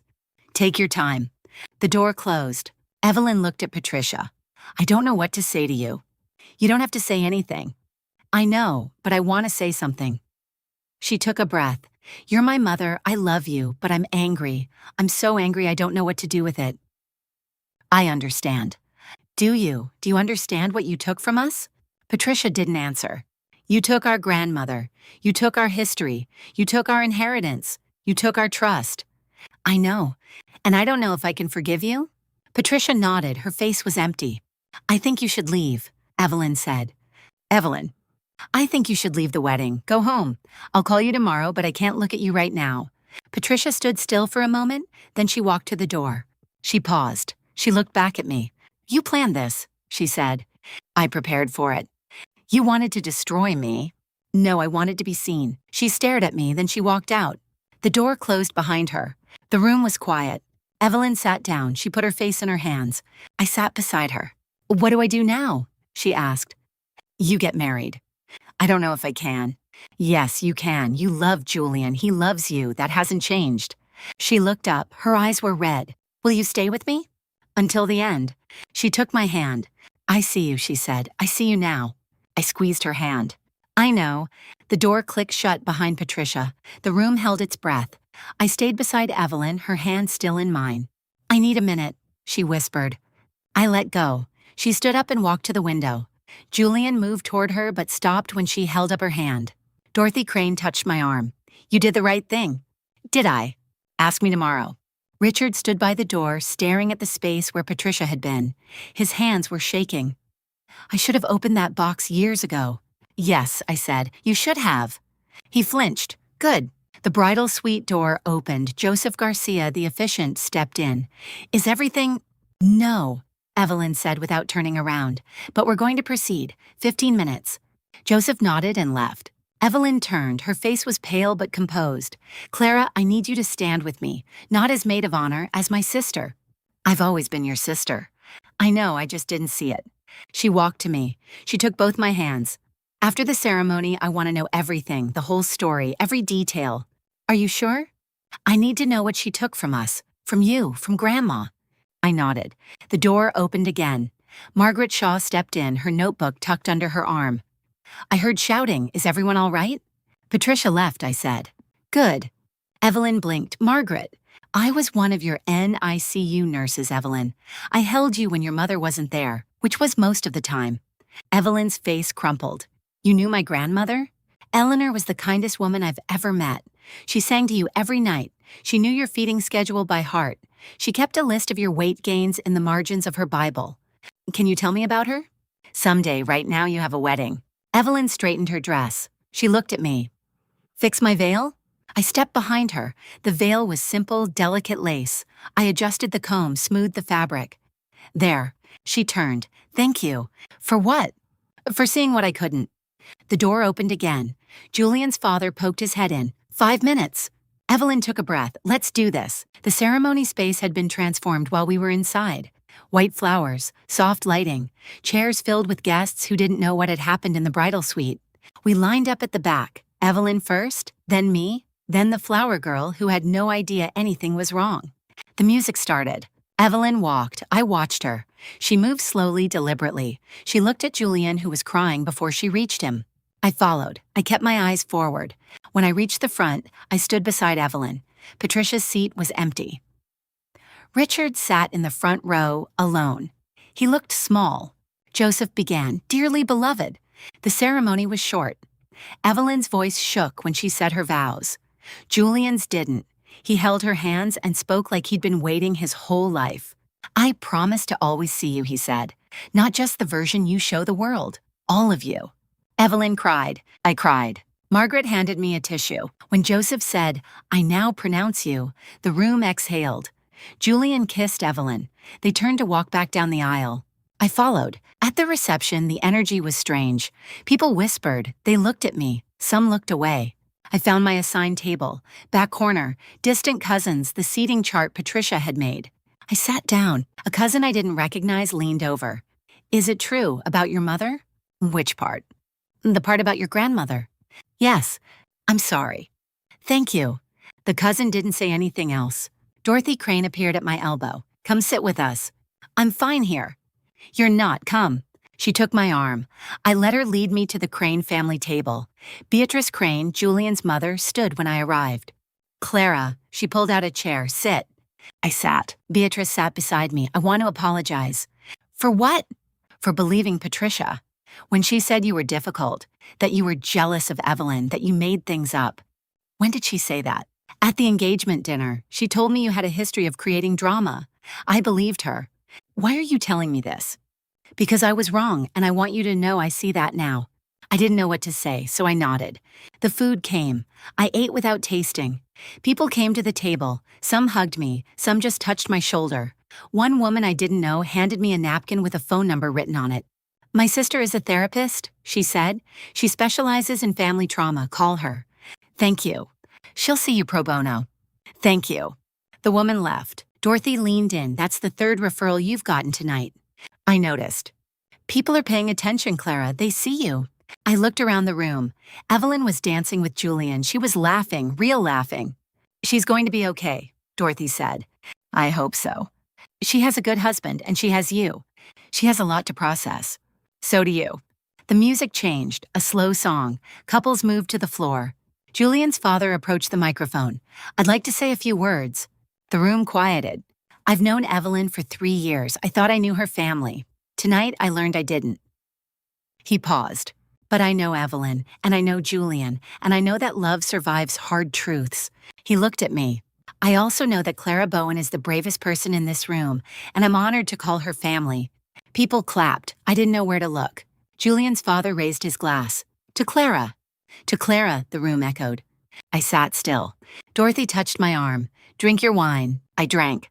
The night continued. Speeches, dancing, cake. Evelyn found me during a lull. "Can we talk?" "Now?" "Outside, just for a minute." We walked to the terrace. The air was cold. The stars were out. "I read Grandma's letter," Evelyn said, "all of it." "What did you think?" "She loved you. She wrote about you, about the time you brought her a dandelion and told her it was a flower for grandmothers." "I was 5. She kept the dandelion. She pressed it in her Bible. She wrote the date next to it." "I didn't know that."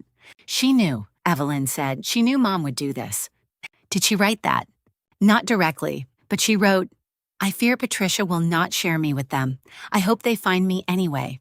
She hoped. She planned. She left the will. She left the letter. She left the photographs. She knew we would find them someday. I leaned against the railing. I didn't find them until a few weeks ago. But you found them. Yes. Evelyn stood beside me. I'm sorry I didn't see what she was doing to you. You weren't supposed to see it, that was the point. But I should have. I should have asked questions. I should have wondered why you were always in the background of photos. Why Mom never talked about your accomplishments. Why she always made you the problem. It wasn't your fault.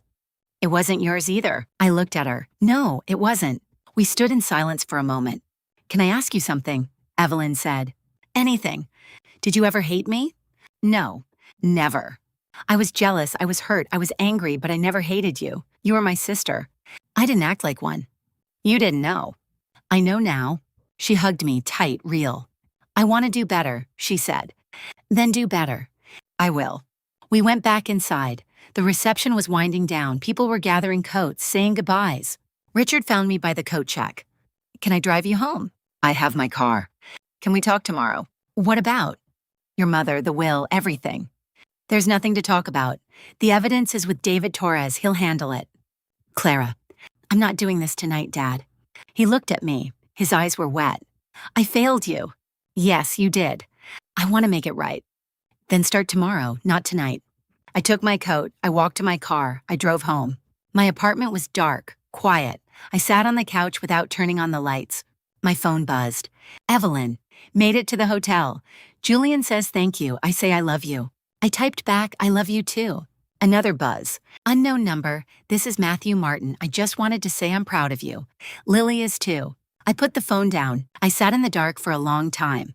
Then I took out Eleanor's letter. I read it again. I have waited for the day you would know me. If you are reading this, that day has come. I folded it carefully. I put it in my bag. Tomorrow there would be phone calls, lawyers, decisions, fallout. Tonight I let myself breathe. The reception was quiet. Not the kind of quiet that comes from peace. The kind that comes after a bomb goes off and everyone is still blinking dust out of their eyes. I sat at my assigned table in the back corner. The one Patricia had moved me to 2 weeks ago. The chair felt like it belonged to someone else. Maybe it did. The Clara who sat here at the rehearsal dinner 3 nights ago was gone. The DJ played something soft. Couples moved on the dance floor, but the energy was wrong.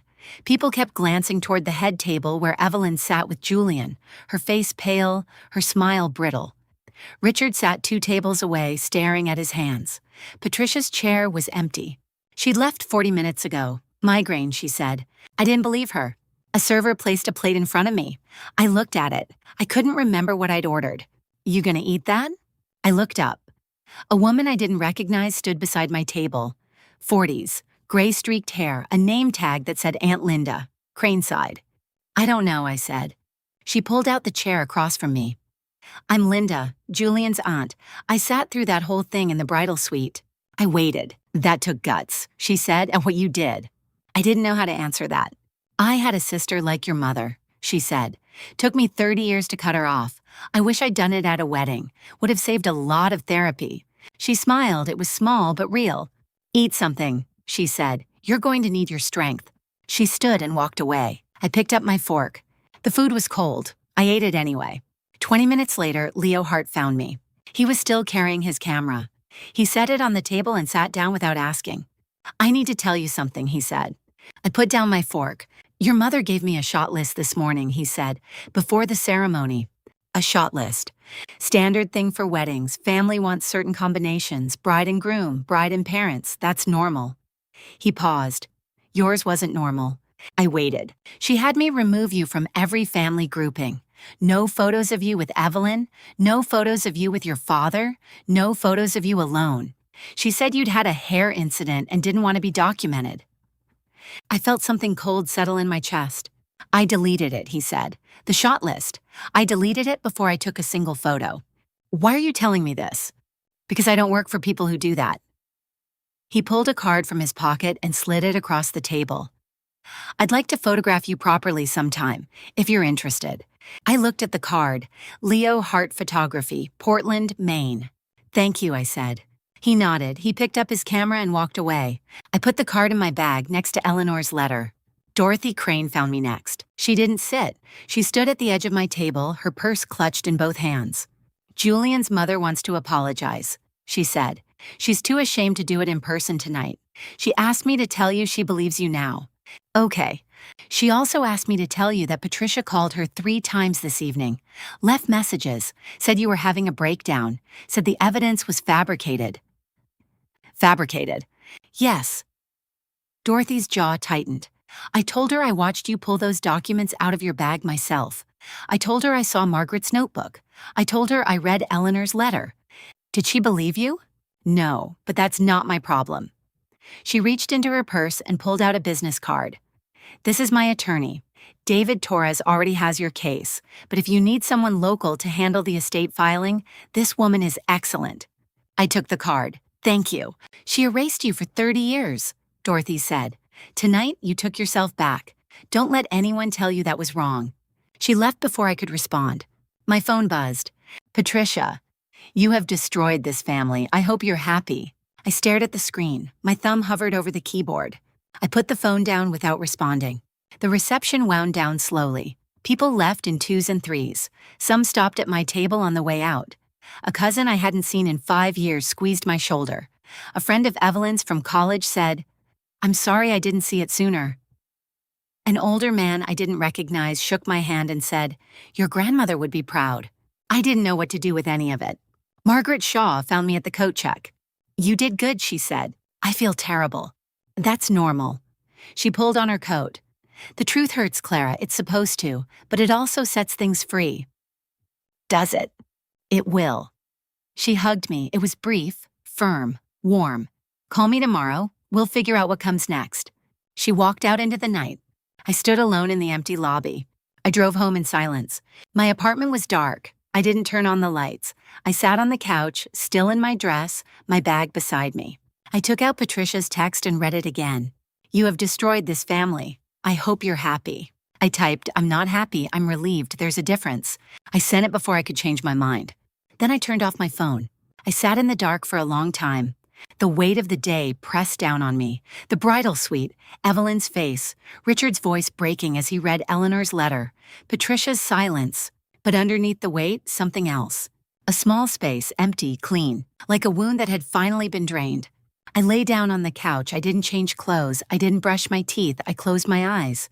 My phone stayed off. The apartment stayed dark. For the first time in 30 years, I didn't have to pretend. The divorce filing came on a Tuesday. Richard called me from his lawyer's office. "I did it," he said. His voice sounded different, lighter somehow, like he'd been holding his breath for 30 years and finally let it out. "How do you feel?" I asked. Terrified, relieved, I don't know. A pause. "She's hiring Harold Finch." The name landed like a stone in my chest. Harold Finch was the kind of lawyer who didn't defend clients so much as destroy accusers. He specialized in making the person telling the truth look like the one who'd done something wrong. "He's going to come after you, Clara. I wanted you to know." I figured. "I'm sorry." "Don't be, I've got evidence." I hung up and sat at my kitchen table. 3 months since the wedding. 3 months of silence from Evelyn. 3 months of Patricia's texts going unanswered. I'd blocked her number after the 5th one. "You'll regret this. You've always been jealous of Evelyn. This is who you are, a bitter, spiteful girl who couldn't stand to see her sister happy." I'd saved them all, screenshots in a folder labeled simply evidence. The deposition was scheduled for a Thursday in November. I took the day off from the NICU. Margaret Shaw met me outside the courthouse. "You ready?" she asked. "No." "Good. Ready means you think you know what's coming. You don't." She handed me a folder, her nursing notebook, the original, not a copy. "I had it notarized," she said. "Every page. Dated. Signed. They can't say I wrote it after the fact." "Margaret, this is your original." "It's evidence, Clara. That's what it's always been." We walked in together. The room was small. Fluorescent lights, a table with microphones. Richard sat on one side with his attorney, Sarah Kim. Patricia sat on the other side with Harold Finch. She didn't look at me. Harold Finch was older than I expected. Silver hair, expensive suit. He smiled when I walked in, and the smile didn't reach his eyes. "Ms. Bowen," he said, "thank you for coming." I didn't have a choice. We always have choices. I sat down. Margaret sat behind me. Sarah Kim nodded at me once, calm and professional. The questioning started with Richard's attorney. Sarah walked me through the timeline, the rehearsal dinner, the salon, the NICU logs, the safe deposit box, Eleanor's will. I answered each question the same way, calm, direct, with dates and details. Then Harold Finch stood up. Miss Bowen, you claim your mother intentionally damaged your hair before your sister's wedding. Yes. And you have proof of this? Marisol Reyes kept the bottle, and the receipt, and a hair sample. Marisol Reyes is a colorist who works for your mother's friend. She has a financial incentive to protect her client relationship. She has a professional reputation, and she gave me the evidence voluntarily. Finch tilted his head. Did you pay her for it? No. Did you promise her anything? No. Then why would she risk her business to help you? I looked at Margaret. She nodded. Because she saw what happened, I said. She watched my mother hand her a bottle and say, use this instead. She knew it was wrong. She kept the evidence because she couldn't stop it from happening, but she could make sure someone knew the truth. Finch's smile thinned. That's a very generous interpretation. It's the truth. The hearing lasted 3 hours. Sarah Kim entered every piece of evidence into the record. The visitor logs, Margaret's notebook, the salon receipt and hair sample, Eleanor's holographic will, the letter, the photographs. Finch tried to argue that the will had been held for safekeeping by the family attorney, that Patricia had intended to disclose it at the appropriate time, that the NICU logs were incomplete and the margin notes were hearsay. Sarah Kim asked to call a witness. The judge agreed. Margaret Shaw walked to the front of the room. She held her notebook, but she didn't open it. Mrs. Shaw, Sarah said, you were an NICU nurse at Maine Medical Center in 1997. I was. And you kept a nursing notebook during that time? I kept one for every year I worked, 36 notebooks total. Why? Margaret looked at the judge. Because memory is fragile, paper is not. I wanted to remember the babies I cared for, the families I worked with, the moments that mattered. And you have an entry regarding Evelyn Crane's hospitalization. I do. Can you read it for the court? Margaret opened the notebook to a marked page. Her voice was steady. February 14th, 1997. Baby Crane, female, 2.4 kilograms. Mother visited for 20 minutes. Grandmother arrived at 8 a.m. and stayed until 8 p.m. Held baby for 6 hours. Mother not present for most of the day. Grandmother asked if she could stay overnight. Policy does not allow. She left at 8:15 p.m. Said she would return at 6 a.m. I believe her. She turned the page. February 15th, 1997, Baby Crane. Grandmother arrived at 6:03 a.m. Mother called at 10 a.m. to ask if baby was stable. Did not visit. Grandmother held baby for 4 hours. Sang to her. Read aloud from a book. I asked if she wanted me to note the mother's absence. She said no. She said, Patricia is doing her best. She's overwhelmed. I don't want to make her feel worse. Another page. March 3rd, 1997, Baby Crane. Mother visited for the first time in 6 days. Stayed for 1 hour. Before leaving, she asked me to not mention my mother-in-law's visits to anyone. She said, people might get the wrong idea. I said, what idea would that be? She said that I'm not a good mother. Margaret closed the notebook. I wrote that entry 30 years ago. I remember it like it was yesterday. The room was silent. Harold Finch didn't ask any follow-up questions. The judge took 2 weeks to rule. I spent those 2 weeks working, double shifts, overnights. I held babies whose mothers couldn't be there. I rocked them. I sang to them. I told them they were loved. Margaret came to visit me in the break room one afternoon. You're avoiding your life, she said. I'm living it. You're hiding. I didn't answer. She sat down across from me. The ruling will come. Whatever it is, you'll be okay. You've already survived the worst of it. Have I? Yes, because you know the truth, and you told it. That's the hard part. The rest is just paperwork. I wanted to believe her. The ruling came by email on a Friday. Sarah Kim forwarded it with a single line. Clara, please call me. I called from the hospital parking lot. The judge ruled in Richard's favor. Sarah said, Patricia's concealment of the will constitutes fraud. She's been removed as executor. She loses access to the Vance inheritance. Richard gets full control of the marital assets. I leaned against my car. The sky was gray, cold. What about the trust? I asked. The trust is intact. Half to you, half to Evelyn. Patricia cannot touch it. What happens to her? She'll have to find a new lawyer if she wants to appeal. But given the evidence, I don't think any reputable attorney will take her case. I closed my eyes. Clara? I'm here. You did this. You should know that. I know. I hung up and sat in my car for a long time. The engine was off. The cold seeped through my jacket. I didn't move. Justice. That's what this was supposed to feel like. It felt like an empty room. The letter arrived 3 days later. Handwritten, 12 pages. Evelyn's handwriting, small and careful, the way she'd written since we were kids. I read it standing in my kitchen. Dear Clara, I didn't see it. I'm so sorry I didn't see it. I've spent my whole life believing what Mom told me, that you were difficult, that you were jealous, that you made things harder than they needed to be. I never asked why. I never looked at the evidence. I just accepted her version because it was easier. I read Grandma's letter. Richard gave me a copy. I read it 7 times. I cried every time. She was there. She was really there. And I don't remember her. I have no memory of the woman who held me for 61 days because Mom erased her, and I let her. I'm in therapy now, Dr. Miriam Chen. She's helping me understand how I could have been so blind, how I could have participated in your erasure without even knowing it. I don't expect you to forgive me. I don't expect anything. But I want you to know that I see it now. I see you, and I'm so sorry. I'm starting a nonprofit, a family support program for NICU parents. I'm calling it the Eleanor Vance Foundation. I want to do something with all this pain. I want to make sure no other grandmother gets erased. No other sister gets forgotten. If you ever want to talk, I'm here. If you don't, I understand. With love, Evelyn. I folded the letter and put it in the drawer with Eleanor's photographs. I didn't cry. I wasn't ready to cry yet. The divorce was finalized in January. Richard sold the company. He called me from his new apartment, a small place near the waterfront, nothing like the house he'd shared with Patricia. I'm starting over, he said, at 62. How does it feel? Terrifying. But I wake up every morning and I don't have to pretend. That's worth something. It's worth everything. He was quiet for a moment. I should have opened that box years ago. I should have asked questions. I'm sorry, Clara. I know. Is that forgiveness? It's a start. Patricia moved to Florida in February. I heard it from Dorothy Crane, who heard it from Julian, who heard it from Evelyn. She sold the house, bought a condo in Naples, told anyone who asked that she needed a fresh start after the family tragedy. She never said what the tragedy was. I didn't care. Spring came slowly. I kept working. I kept living.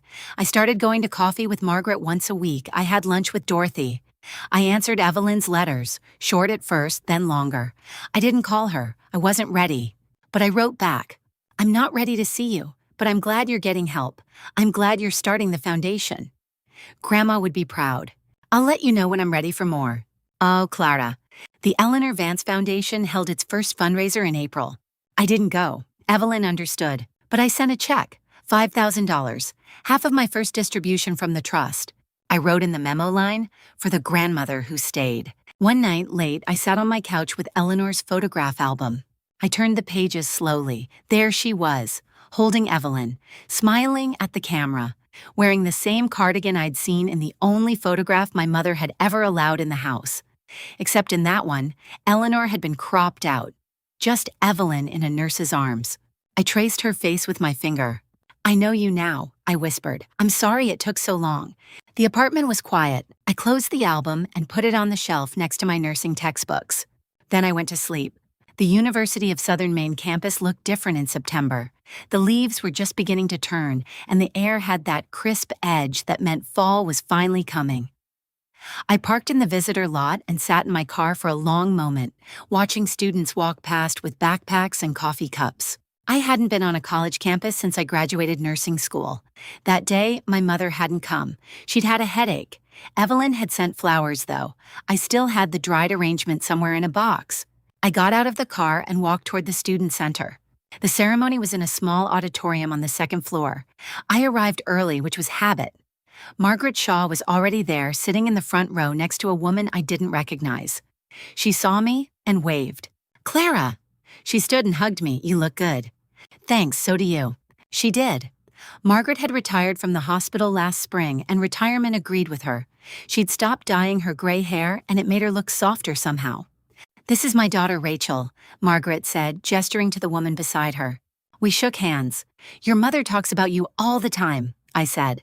She talks about you too. Rachel smiled. She's very proud. I felt my face warm. I wasn't used to being the subject of pride. The auditorium filled slowly.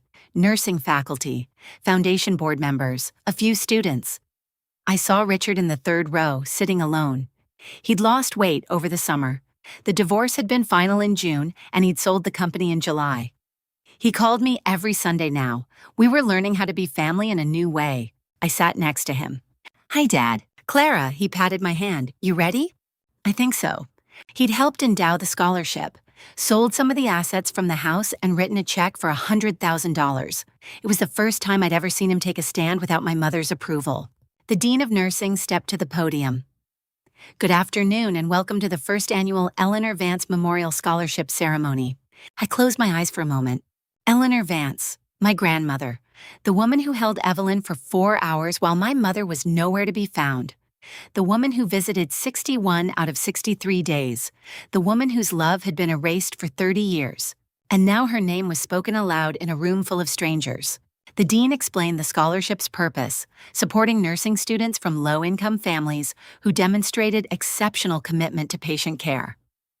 The first recipient was a woman named Jasmine Torres. She was 27. She'd worked as a CNA for 6 years while putting herself through school.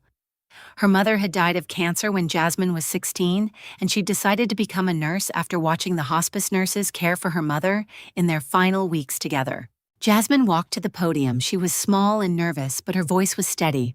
"I never met Eleanor Vance," she said, "but I've been told she was the kind of nurse I hope to become.